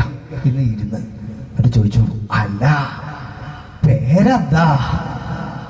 ജാതി ചോദിക്കണ്ടല്ലോ, ജാതി പിന്നെ അത് ആദ്യം ചോദിക്കാതാണ് ജാതി ഏതാന്ന്. പക്ഷെ അത് ഇവിടെ നേരത്തെ തന്നെ അറിഞ്ഞതുകൊണ്ട് ജോലി ചോദിക്കണ്ട. പേരെന്താ? മരക്കാരക്കൊക്കെ വലിയ സൗണ്ട് ഇരുന്നതാ, നല്ല ഗൗരവമുള്ള ശബ്ദം. ആ ശബ്ദത്തിലാ പറഞ്ഞത്, അലിമരക്കാർ. എന്താ പേര്! ആ പേരും കോലും നല്ല ചേർച്ചയുണ്ട്. പുലിയല്ലേ അലിന്ന് പേരും, ഗംഭീരായി. അല്ല, എവിടുന്നാ വരുന്നേ? മലപ്പുറം കാണാൻ വന്നതാ. കണ്ടു. എന്റെ സമുദായാംഗങ്ങളായ മുസ്ലിങ്ങൾ ജീവിക്കുന്ന വലിയങ്ങാടി കണ്ടു, മനോഹരമായ പള്ളി കണ്ടു, അവരുടെ ചെറിയ ചെറിയ കുടിലുകൾ കണ്ടു. അവരുടെ ജീവിതത്തിന്റെ സന്തോഷം ഞാൻ അനുഭവിച്ചു. മാത്രമല്ല, പിടിത്തോരടി മാപിറ്റവർ മടങ്കൈ പിറക പാതി ഓരോ കരീശം പൊങ്കൈ പയ്യും മൂറാച്ചുറ്റേ കവൽ ബോധമായി പമ്പറാത് പോലെ പൊറുപ്പോരുമാ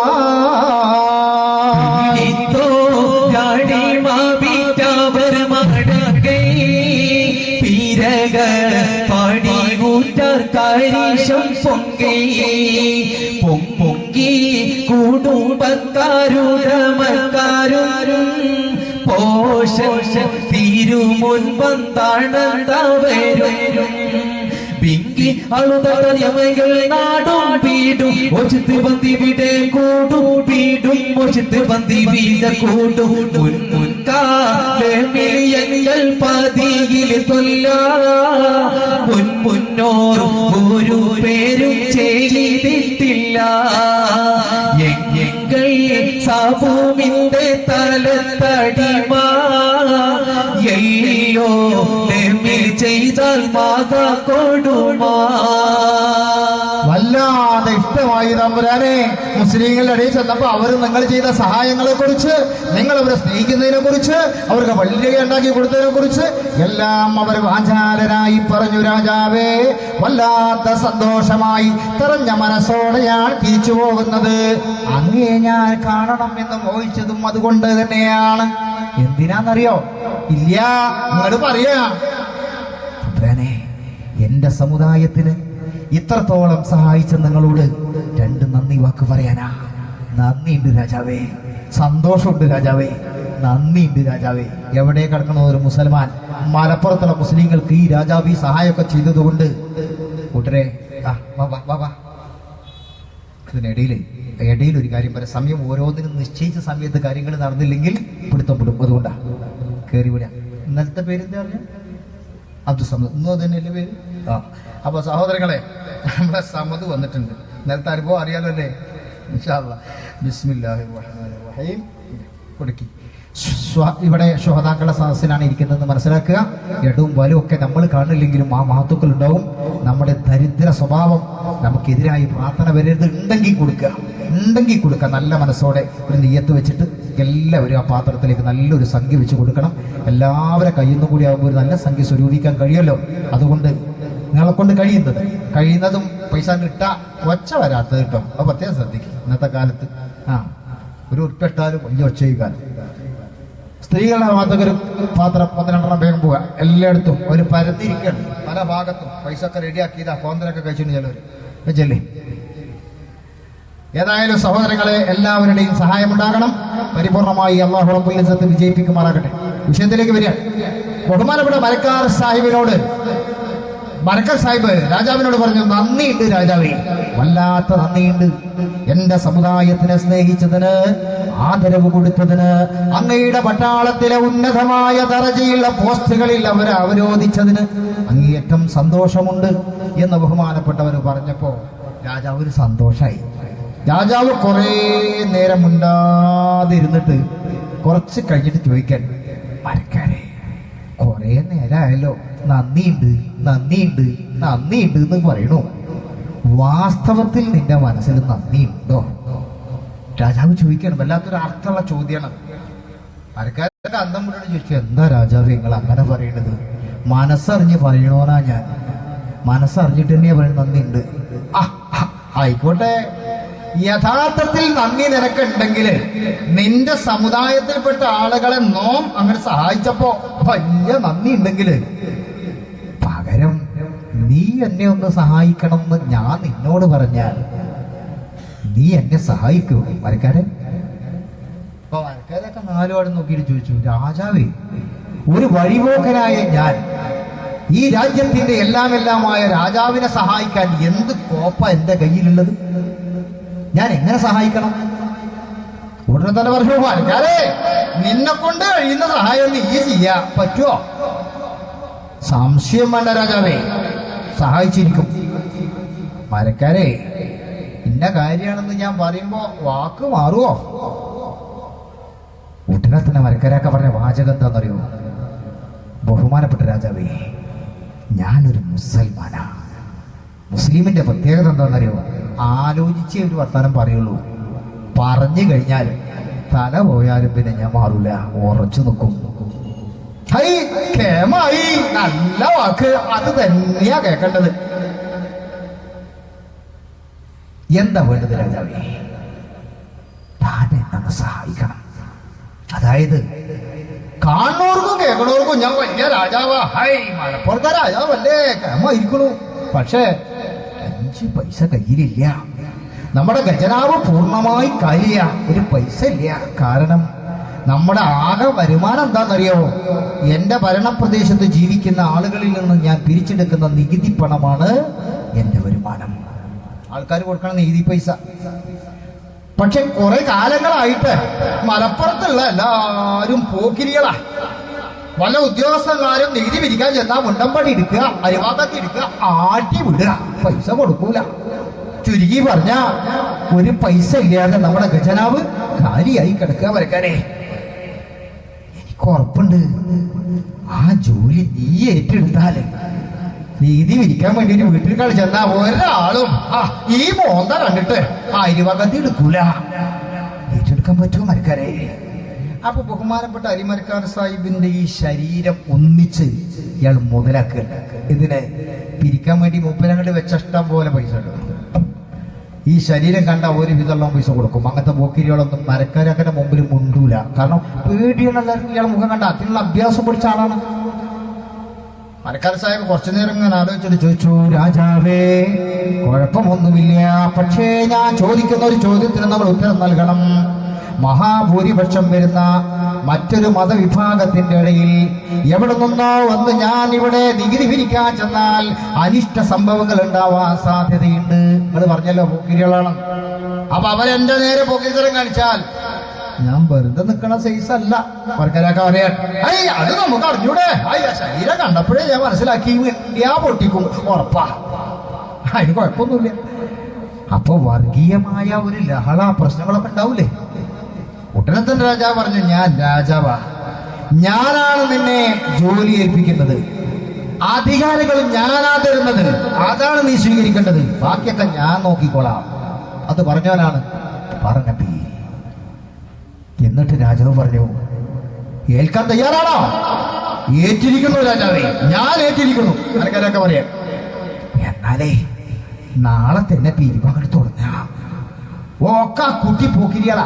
വീട്ടിലേക്ക് നികുതി പണി പിരിക്കാൻ വേണ്ടി ആള് ചെന്നാ വടി കെട്ടെടുക്കുക, അടി വിടുക. ഇനി അത് നടക്കൂല. അതുകൊണ്ട് മരക്കാരെ അങ്ങനെയൊക്കെ ആച്ചാലും സൂക്ഷിക്കണം കേട്ടോ, പോക്കിരികളാണ്. രാജാവ് പറയാൻ. മരക്കാരൊക്കെ ചോദിച്ചു, രാജാവേ അഥവാ ഒരുത്ത കാശ് തരൂല എന്ന് പറഞ്ഞു നോക്കുക, ഞാൻ എന്താ കാട്ടേണ്ടത്? ഉടനെ തന്നെ രാജാവ് 2 കൈയും തലയിൽ വെച്ചിട്ട് പറയാ, എന്തായി കേൾക്കണേ? ഈ മുഖത്ത് നോക്കിയിട്ട് തരില്ല എന്ന് പറഞ്ഞവന് ഭ്രാന്ത. സത്യം പറയാലോ മരക്കാരെ, ഞാൻ നിനക്കൊന്നും തരാനില്ല. എന്നാലും എന്റെ മുഖത്ത് നോക്കിയിട്ട് വെക്കണ കാശ് നിന്ന് നീ ഇപ്പൊ പറഞ്ഞ ഉള്ളിടത്തോളം ഞാൻ തരും. ജീവനല്ലേ വലുത്, പേടിയാ, അത് ജനങ്ങൾക്കും ഉണ്ടാവൂലേ. പക്ഷേ അഥവാ രാജാവ് ഒരാൾ പറയണം തരൂല, ഞാൻ എന്താ കണ്ടത്. അപ്പൊ രാജാവ് പറഞ്ഞു അങ്ങനെ സംഭവിച്ചാലേ അവനങ്ങോട്ട് പിടിച്ച ഒന്നങ്ങോട്ട് കൊടുക്കാൻ, ഒന്നങ്ങോട്ട് പൊട്ടിക്കുക, അടിക്കാൻ പറഞ്ഞു രാജാവ്. ആ പറഞ്ഞ രാജാവ് തന്നെ പറഞ്ഞു വേറൊന്ന്, അപ്പൊ തന്നെ മാറ്റി പറഞ്ഞതാ. പക്ഷേ ഞാൻ അടിക്കാൻ പറഞ്ഞു വെച്ച് ഹലാക്കിന്റെ അടി അടിക്കരുതിട്ടാ. ഈ ഹലാക്കിന്റെ കൈകൊണ്ട് ആകെ ഒന്ന് കൊടുത്താൽ പിന്നെ നികുതി പിരിക്കാൻ സാധനം ജീവൻ ഉണ്ടാവില്ല. അതുകൊണ്ട് പതുക്കെ കൊട്ടിയാൽ മതി. പതുക്കെ കൊട്ടിയാലും കിട്ടിയാലും നല്ല വരവായിരിക്കും. അതുകൊണ്ട് പതുക്കെ കൊട്ടിയാൽ മതി എന്ന് പറഞ്ഞു. പക്ഷെ മരക്കാരക്കാരുടെ ചോദ്യം നിന്നില്ല. അദ്ദേഹം പിന്നെയും ചോദിച്ചു, രാജാവേ അടിച്ചിട്ടും ഒരാൾ പോക്കിരിത്തരം കാണിച്ചു നോക്കുക, തരൂല എന്ന് പിന്നെയും പറഞ്ഞു.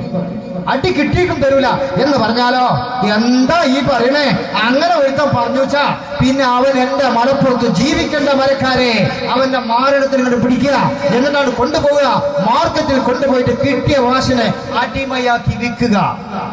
അല്ല പയ്യനെ ആടിനൊക്കെ വെക്കും പോലെ പിടിച്ച് വിൽക്കാനുള്ള ഓർഡർ കൊടുത്തു, കൽപ്പന, അധികാരം മരക്കാരൊക്കെ കൊടുത്തു. നല്ല ആൾക്കല്ലേ കിട്ടിയിരിക്കുന്നത്. എന്നിട്ട് ഫയൽക്കട്ട് അങ്ങോട്ട് കൊടുത്തു. ഓരോ വീട്ടുകാരൻ്റെ പേരും അയാൾ കൊടുക്കാനുള്ള കുടിശ്ശിക, എത്ര മാസത്തെ പൈസയാണ് നികുതി അടക്കാനുള്ളതിൻ്റെ കണക്കൊക്കെ ഉള്ള ഫയൽക്കട്ട് ഒന്നായിട്ട് മരക്കാരൊക്കെ കയ്യിൽ കൊടുക്കാൻ. മരക്കാരൊക്കെ ചോദിച്ചു, തമ്പുരാനെ അങ്ങനെയാണെങ്കിൽ ഇപ്പൊ ഞാൻ ഇവിടുത്തെ ഉദ്യോഗസ്ഥനായി ഇവിടെ ജീവിക്കണല്ലോ, എനിക്കൊരു വീടൊക്കെ വേണ്ടേ? അതിനെന്താ, തനിക്ക് എവിടെയാ താമസിക്കേണ്ടത്? കൊട്ടാരത്തിൽ താമസിക്കണോ? അത് വേണ്ട രാജാവേ, എനിക്ക് വലിയങ്ങാടി താമസിച്ചാൽ മതി, മുസ്ലിം കോളനിയിൽ. നാ പള്ളിക്ക് പോയി നിസ്കരിക്കുകയും ചെയ്യാലോ. കേൾക്കേണ്ട താമസം. രാജാവതാ പട്ടാളക്കാരെ വിളിച്ചോണ്ട് പറഞ്ഞു, ആരെവിടെ? ഇത് നമ്മളെ പുതിയ ഉദ്യോഗസ്ഥനാ, ഇയാൾക്ക് നല്ലൊരു വീട് ആ വലിയങ്ങാടി പോയിട്ടാണ് കയറ്റുക. നമ്മളെ കയറ്റും. കാരണം എന്താണ്, ഈ മുളയും അതുപോലെ തന്നെ ഓരൊക്കെ കൊണ്ടിട്ടുണ്ടാക്കുന്ന റെഡിമെയ്ഡ് വീടാണെന്നുള്ളത്. അതോടുകൂടി കൊട്ടാരത്തിൽ നിന്ന് ആള് പോവുകയാണ്, മരക്കാരൊക്കെ പെരയേറ്റാൻ.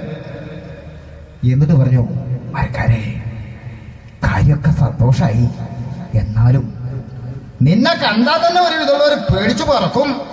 പക്ഷെ എന്നാലും മരക്കാരെ ഇത് കൈ പിടിച്ചോളൂ. രാജാവ് ഒരു വാള് കൊടുക്കുക മരക്കാരൊക്കെ. ഒരു വാള് കൊടുത്തിട്ട് പറയാ, ഇത് കൈ പിടിച്ചോളൂ, വിഷയം വരും. അപ്പൊ മരക്കാരൊക്കെ തികഞ്ഞ അഭ്യാസിയാണല്ലോ. മരക്കാക്ക ഈ വാളിലേക്ക് നോക്കിയിട്ട് ഒരു പരിഹാസത്തിന്റെ ചിരി ചിരിച്ചുണ്ടാ. ആ വാളിലേക്ക് നോക്കിയിട്ട് രാജാവിനോട് പറഞ്ഞു, തമ്പുരാനെ അത് വേണ്ട, അതവിടെ വെച്ചോളൂ. ഹൈ ഹൈ മടക്കരുത്, ഇതവിടെ വെച്ചോളൂ. തമ്പുരാനെ അതവിടെ വെച്ചോളൂ, അത് വേണ്ട. അതെന്താ, 1000 നിനക്ക് പറ്റൂലേ? അപ്പൊ മനസ്സിലാക്കേണ്ടത്, ഒരു അഭ്യാസി പലവട്ടം വേണ്ടെന്നൊക്കെ പറയുമ്പോൾ മനസ്സിലാക്കണം, അഭ്യാസിയുടെ കയ്യിലുള്ള ആയുധം പെട്ടെന്ന് കാണാൻ നമുക്ക് കഴിയില്ല. പെട്ടെന്ന് എടുക്കുന്നതും ഞാനും കൂടെ എടുക്കുമ്പോഴല്ല അഭ്യാസി ആയുധം എടുക്കുക. പെട്ടെന്ന് പറഞ്ഞ് പെട്ടെന്ന് ആവശ്യം വരെ നേരത്തെ പുറത്തുകൊണ്ട് വരുമ്പോഴാ കണ്ണു കുഴിച്ചാൽ വൃത്തി അപ്പഴേ ചെങ്ങ എടുത്ത്. അത് അഭ്യാസികളുടെ പ്രത്യേകതയാണ്, അതാണ് വേഗത. അഭ്യാസികളിൽ നിറകുടമായിരുന്നു മരക്കാരൊക്കെ. മരക്കാരൊക്കെ ഉടനെ തന്നെ രാജാവിനോട് പറയും, തമ്പുരാനെ ആ ആയുധം വെച്ചോളൂ, ആയുധം എന്റെ കയ്യിലുണ്ട് എന്ന് പറഞ്ഞിട്ട് ഫ്രണ്ട് ഭാഗത്തു നിന്ന് അരയിൽ നിന്ന് ടക്ക് പറഞ്ഞിട്ട് വലിക്കണം കട്ടാരക്കത്തി. ഒറ്റക്കിക്കണ മരക്കാരൊക്കെ കണ്ടാൽ തന്നെ രാജാവ് പേടിച്ചു വറക്കുകയാണ്. ഈ കത്തിയേറ്റ് ഇങ്ങനെ എന്നിട്ട് പറയും, ഇത് പോരേന്നാ ചോദ്യം. ആ വലിച്ചൊരു വലിയുണ്ടല്ലോ, ഇത് അഭ്യാസികളുടെ പ്രത്യേകത. അഭ്യാസം പഠിച്ച ആളുകൾക്കൊക്കെ അറിയുള്ളൂ, എനിക്കും യൂനിസിനൊക്കെ അറിയാം. അതെന്തെങ്കിലും ചിരിച്ചാൽ പണ്ടൊരു പല്ലി പറഞ്ഞില്ലേ, ഞാനും വേറെ ആൾ കൂടിയാണ് സിംഹത്തിനെ കുറിച്ചുകാരൻ. അപ്പൊ മൂപ്പര് പുറത്തുണ്ടായിരുന്നത്രേ ഈ പല്ലി. അതേപോലെ ഞാനും യൂനിസിനൊക്കെ അറിയുന്ന പറഞ്ഞാൽ ഞാൻ ഈ പറയുന്നത് വെറുതെ പറഞ്ഞല്ല, അഭ്യാസം അറിയുന്ന ആളുകളുടെ കയ്യിൽ ആയുധമുള്ളത് തിരിച്ചറിയാൻ കഴിയില്ല, എടുക്കുന്നത് പെട്ടെന്നായിരിക്കും. നിങ്ങൾക്കത് അറിയണമെന്ന് വെച്ചെങ്കിൽ എങ്ങനെ വലിക്കാൻ ഞാൻ വേണമെങ്കിൽ സാമ്പിൾ പറഞ്ഞുതരാം. എല്ലാവരും പോകാൻ അഭ്യാസം പഠിച്ചവരാവില്ലല്ലോ. പെരയിൽ പോയിട്ട് ആദ്യം ഒരു ആയുധം വെക്കുക. അവിടെ ആദ്യം ഒരു ആയുധം വെക്കണം, നല്ലൊരു കണ്ടവളും. വീട്ടിൽ ചെന്നിട്ട് നമ്മളെ വളഞ്ഞൊരായുധം അരിവാക്കത്തി ആ എടുത്തിട്ട് അരിയിലാണ് തിരികെ വെക്കുക. ഇവിടെ പെണ്ണുങ്ങളെയും കുട്ടികളെയും മാരെയൊക്കെ വിളിച്ച് വരുത്തുക. ഇവര് വെക്കലേ അഭ്യാസി എങ്ങനെ ആയുധം വലിക്കുന്ന കാട്ടിത്തരാ അറിയാം. എന്നിട്ട് ടക്ക് വലിക്കുക, ഒന്നാം തരക്കാരൻ. പിന്നെ അവിടെ ഒരു നെട്ടും ബോൾട്ടും ബാക്കി ഉണ്ടാവില്ല, ഒക്കെ മുറിഞ്ഞിട്ടുണ്ടാവും. അത് അഭ്യാസം അറിയാത്തവന്റെ പ്രത്യേകത.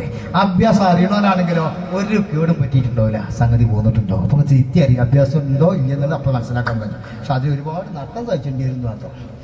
ഏതായാലും മരക്കർ സാഹിബ് ഇതങ്ങോട്ട് കാട്ടിയിട്ട് പറഞ്ഞു, ഇതുപോലെ ഹൈ ഹൈ മതിട്ടോ, വെച്ചോളൂ വെച്ചോളൂ വെച്ചോളൂ, പേടിയാവണോ, ആയില്ലാതെ നിൽക്കണ മരക്കാരെ തന്നെ കാണുമ്പോ എന്തോ ഒരു പേടിയാന്നറിയോ, അവിടെ തന്നെ വെച്ചോളൂ. മരക്കാരൊക്കെ അത് അവിടെ തന്നെ വെച്ച്. എന്നിട്ട് മരക്കാരൊക്കെ ചോദിച്ചു, മരക്കാരെ ഞാൻ പറഞ്ഞ നിയമങ്ങളൊക്കെ മനസ്സിലായില്ലേ? അടിക്കുക, എന്നിട്ട് കിട്ടിയില്ലെങ്കിൽ പിടിച്ച് വിൽക്കുക. വിറ്റിട്ട് കിട്ടുന്ന കാശുണ്ടല്ലോ, ഒരു മനുഷ്യനെ വിറ്റാ ഒരുപാട് സംഖ്യ കിട്ടും. ആ പൈസയിൽ നിന്ന് പകുതി നീ എടുത്തോ മരക്കാരെ, പകുതി എനിക്ക് തന്നാ മതി, നിസ്ഫുല്ലി നിസ്ഫുല്ലക്കും, പകുതി എനിക്കും പകുതി അനക്കും എന്ന തീരുമാനം കൊടുത്തു. അങ്ങനെ മഹാനായ മരക്കാർ സാഹിബ് പറഞ്ഞു, എങ്കിൽ ഞാൻ പോട്ടെ, നാളെ കാണാം, നാളെ നമുക്ക് പിരിക്കാം. മരക്കാരെ എവിടുന്ന പിരിവ് തുടങ്ങുക? മലപ്പുറത്തിന്റെ വടക്ക് ഭാഗത്തു നിന്ന്. അതായത് മലപ്പുറത്തിന്റെ വടക്ക് എന്ന് പറഞ്ഞാൽ നിങ്ങൾ ഈ ഭാഗത്തേക്കല്ല, അങ്ങോട്ടാണ് മരക്കാരൊക്കെ നാളെ പോണത്. അങ്ങനെ അദ്ദേഹം ഈ ഫയൽക്കെട്ടും കയ്യിൽ പിടിച്ച് ആൽത്തറയിൽ വരികയാണ്. അപ്പൊ മറ്റേ മൂന്നാള് നല്ല ഉറക്കത്തിലാണ്. കുട്ടി വിളിച്ച്, എനിക്ക് എന്തോ ഉറക്കാതെ മരക്കാരൊക്കെ എന്തോ ഒരു സുഖം, നല്ല കാറ്റ്, ഞങ്ങൾ മതി മറന്ന് അങ്ങോട്ട് ഉറന്നുപോയി, ഉറങ്ങിപ്പോയി, എന്നാ പോവല്ലേ? മരക്കാരൊക്കെ പറഞ്ഞു, ഞാനില്ല, നിങ്ങൾ പോയിക്കോളേ, നിങ്ങൾ നാട്ടിലേക്ക് പോയിക്കോളേ, ഞാനിവിടെ നിൽക്കുക. എന്താ മരക്കാരൊക്കെ അത്, നിങ്ങൾ ഇവിടെ നിൽക്കുക? കഴിഞ്ഞ സംഭവങ്ങളൊക്കെ പറഞ്ഞു കൊടുത്തു. രാജാവിനെ കണ്ടു, എനിക്ക് ഉദ്യോഗം കിട്ടി, ഞാനിവിടെ നിൽക്കുക, അതുകൊണ്ട് നിങ്ങൾ വീട്ടിലേക്ക് പോകണം. അത് കേട്ടപ്പോൾ കുഞ്ഞാമ്പതാക്ക പറഞ്ഞു, മരക്കാരൊക്കെ ജീവിതകാലം മുഴുവനും നമ്മൾ ഒന്നിച്ച് നടന്നോരാ, ഇവിടെ നിങ്ങളെ ഒറ്റക്കായിട്ട് നിന്നിട്ട് ഞാൻ ഇവിടെ നാട്ടിലേക്ക് പോകാൻ എനിക്ക് ബുദ്ധിമുട്ടുണ്ട്, ഞാൻ പോകില്ല, ഞാൻ ഇവിടെ നിൽക്കുന്നു പറഞ്ഞു. അപ്പൊ മരക്കാരൊക്കെ പറയാം, കുഞ്ഞാമതെ ഞാൻ നിൽക്കുന്നത് ഉദ്യോഗം കിട്ടിയിട്ട് അജ്ജെന്തിനാ നിൽക്കുന്നത്, കാര്യമില്ലാതെ.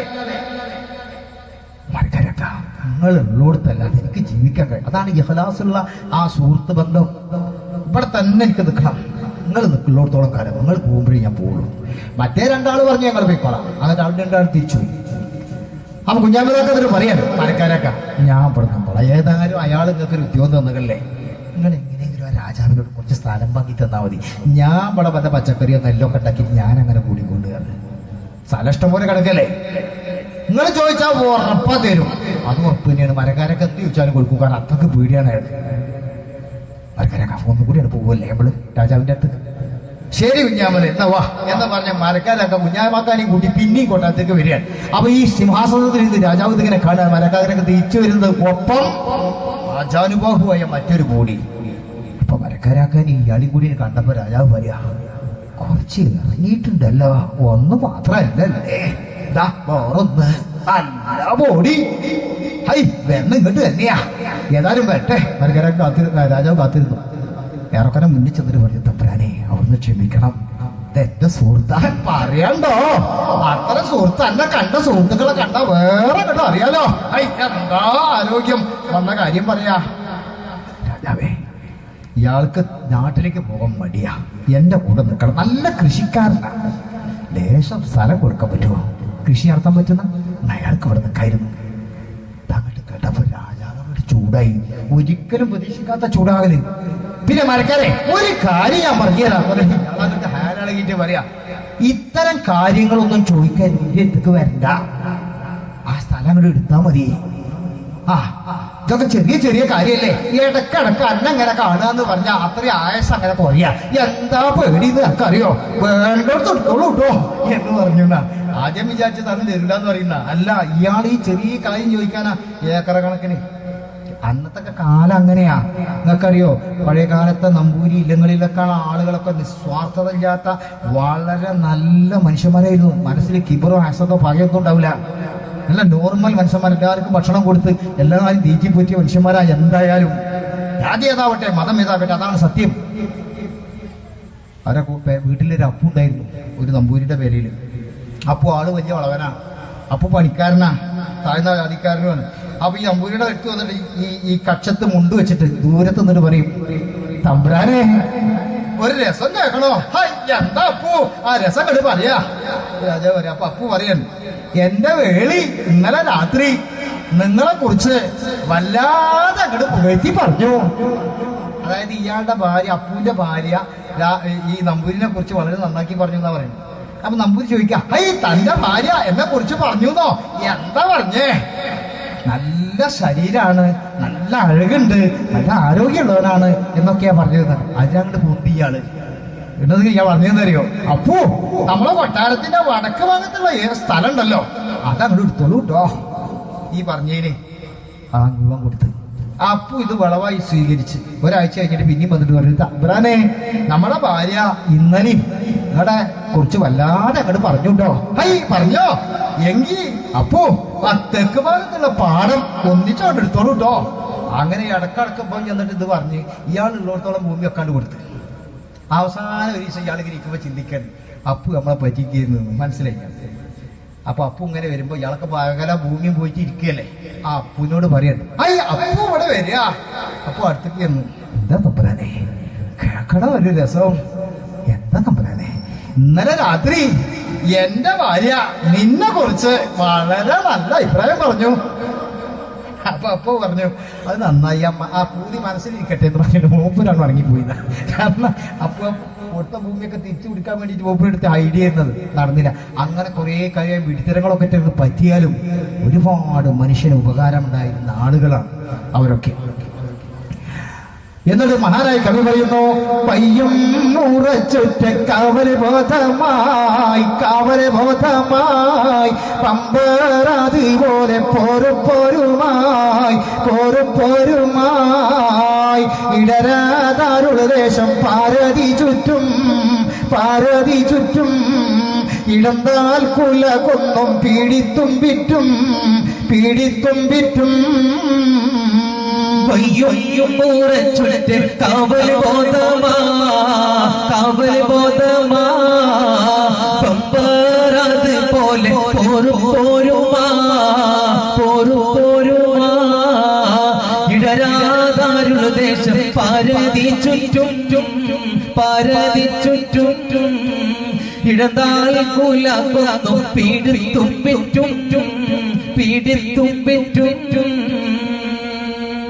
അങ്ങനെ സഹോദരങ്ങളെ, അരിമരക്കാർ സാഹിബിത ഇറങ്ങുന്നു രാജ്യത്ത് പിരിവിന് വേണ്ടി. പിറ്റേ ദിവസം രാവിലെ സുബഹി നിസ്കാരാനന്തരം മഹാനവറുകൾ പിരിക്കാൻ വേണ്ടി മലപ്പുറത്തിന്റെ വടക്ക് ഭാഗത്ത് പോകുമ്പോ സർവ്വ ജനങ്ങളും കാത്തിരിക്കുകയാണ്.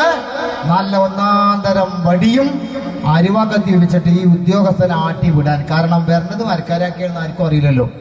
നാളെ പിരിക്കാൻ ഉദ്യോഗസ്ഥൻ വരുന്നുണ്ടെങ്കിൽ തലേ ദിവസം രാജാവ് കൽപ്പന അറിയിച്ചിട്ടുണ്ടാവും. നാട്ടിൽ മുഴുവൻ 2-3 ആളുകൾ ചെണ്ട കൊട്ടിയിട്ട് നാട്ടിലൊക്കെ നടന്നിട്ട് പറയും അങ്ങനെ ചെണ്ട മുട്ടിയിട്ട് പറയും രാജകൽപ്പന. അപ്പൊ ആളുകളൊക്കെ ഓടിക്കൊടും, എന്താണ് ആ രാജാവിന്റെ കൽപ്പന എന്ന് കേൾക്കാൻ. അപ്പൊ ആളുകൾ വിളിച്ചു പറയും, നാളെ ഉദ്യോഗസ്ഥന്മാർ നികുതി പിരിക്കാൻ വരുന്നു, എല്ലാവരും നികുതി കുടിശ്ശിക തീർത്തു കൊടുക്കേണ്ടതാണ്. അപ്പൊ എല്ലാവർക്കും മനസ്സിലാവും നാളെ ഉദ്യോഗസ്ഥൻ വരുന്നുണ്ട്. അതറിഞ്ഞ മലപ്പുറത്തേർ എന്താ ചെയ്യാ, ഒരു വലിയ മുണ്ടംപൊടി അരിവാക്കത്തിയിട്ടും പറ്റിയിരിക്കും ആട്ടി വിടാന്. അതുപോലെ ഇന്ന് രാവിലെയും എല്ലാവരും ഇരിക്കുകയാണ്. നമ്മളെ മരക്കാരാക്കിയാണ് വരുന്നതെന്ന് ആർക്കും അറിഞ്ഞൂടാ. ഇതാ മരക്കാരാക്ക നികുതി പിരിക്കാൻ ചെല്ലുന്നു. സുബ്ഹാനല്ലാഹ്, നമ്പീശനടക്കമുള്ള വമ്പന്മാരുള്ള മലപ്പുറത്ത് അലിമരക്കാർ സാഹിബും നികുതി പിരിക്കാൻ നടക്കുമ്പോൾ ഉണ്ടാകുന്ന രസകരമായ ഭാഗമാണ് ഇനി പറയാനുള്ളത്. നമുക്ക് തുറന്ന് പറയണം. ഒരു 2 മിനിറ്റ് റെസ്റ്റ് എനിക്കും കിട്ടണം. ഇവിടെ കുറച്ച് സാധനങ്ങളുണ്ട്. നമ്മളെ മീനാർ കുഴിയൊക്കെ പ്രസിദ്ധമാണ് ലേലം വിളിക്ക്. പുറത്തൊക്കെ വന്നിട്ട് ലേലം വിളിച്ചിരുന്ന ആളുകളാണ്. ആടുണ്ടാവും, കോഴി ഉണ്ടാവും, അതുപോലെ തുണിത്തരങ്ങൾ ഉണ്ടാവും, ഫോറിൻ സാധനങ്ങൾ ഉണ്ടാവും. ഇതൊക്കെയുള്ള ലേലം വിളിക്കാൻ കൊണ്ടുവരിക. ഏതായാലും വായിക്കുമ്പോൾ നമുക്കത് അറിയാം. നമ്മുടെ നാട്ടിലെ സഹോദരന്മാർ നമ്മുടെ കുടുംബക്കാരൊക്കെ എന്തൊക്കെ കൊടുത്തിട്ടുള്ളത് എന്നുള്ളത്. ഏതായിരുന്നാലും എല്ലാവരും ആ ലേലത്തിൽ പങ്കാളികളാകണം. ഇവിടെ വിളിച്ചെടുക്കുന്ന ഓരോ സാധനം ശുഹദാക്കളുടെ പേരുള്ള പ്രത്യേകമായ മരുന്നുകളാണെന്ന് മനസ്സിലാക്കുക. അല്ലാഹു റബ്ബുൽ ഇസ്സത്ത് ഔഷധ വീര്യമുള്ള വസ്തുക്കളാക്കി മാറ്റട്ടെ. ലേലത്തിൽ പങ്കാളികളാകുന്നവർക്ക് അല്ലാഹു അർഹമായ പ്രതിഫലം പ്രദാനം ചെയ്യട്ടെ എന്ന് പ്രത്യേകമായി ദുആ ചെയ്തുകൊണ്ട് ലേലത്തിന്റെ സമയമാണ്, സഹകരിക്കണമെന്നറിയിക്കുന്നു.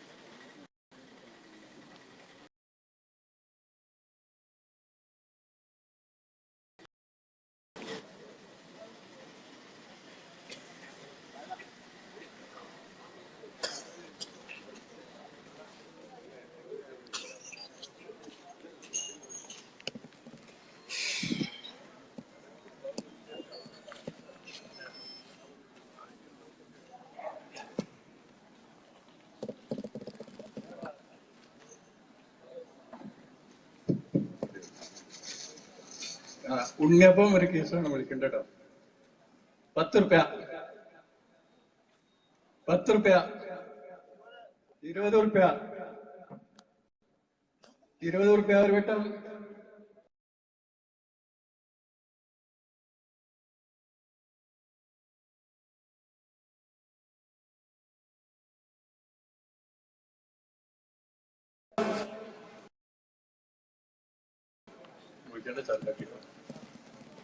₹50, 50 റുപ്യ 2 വട്ടം.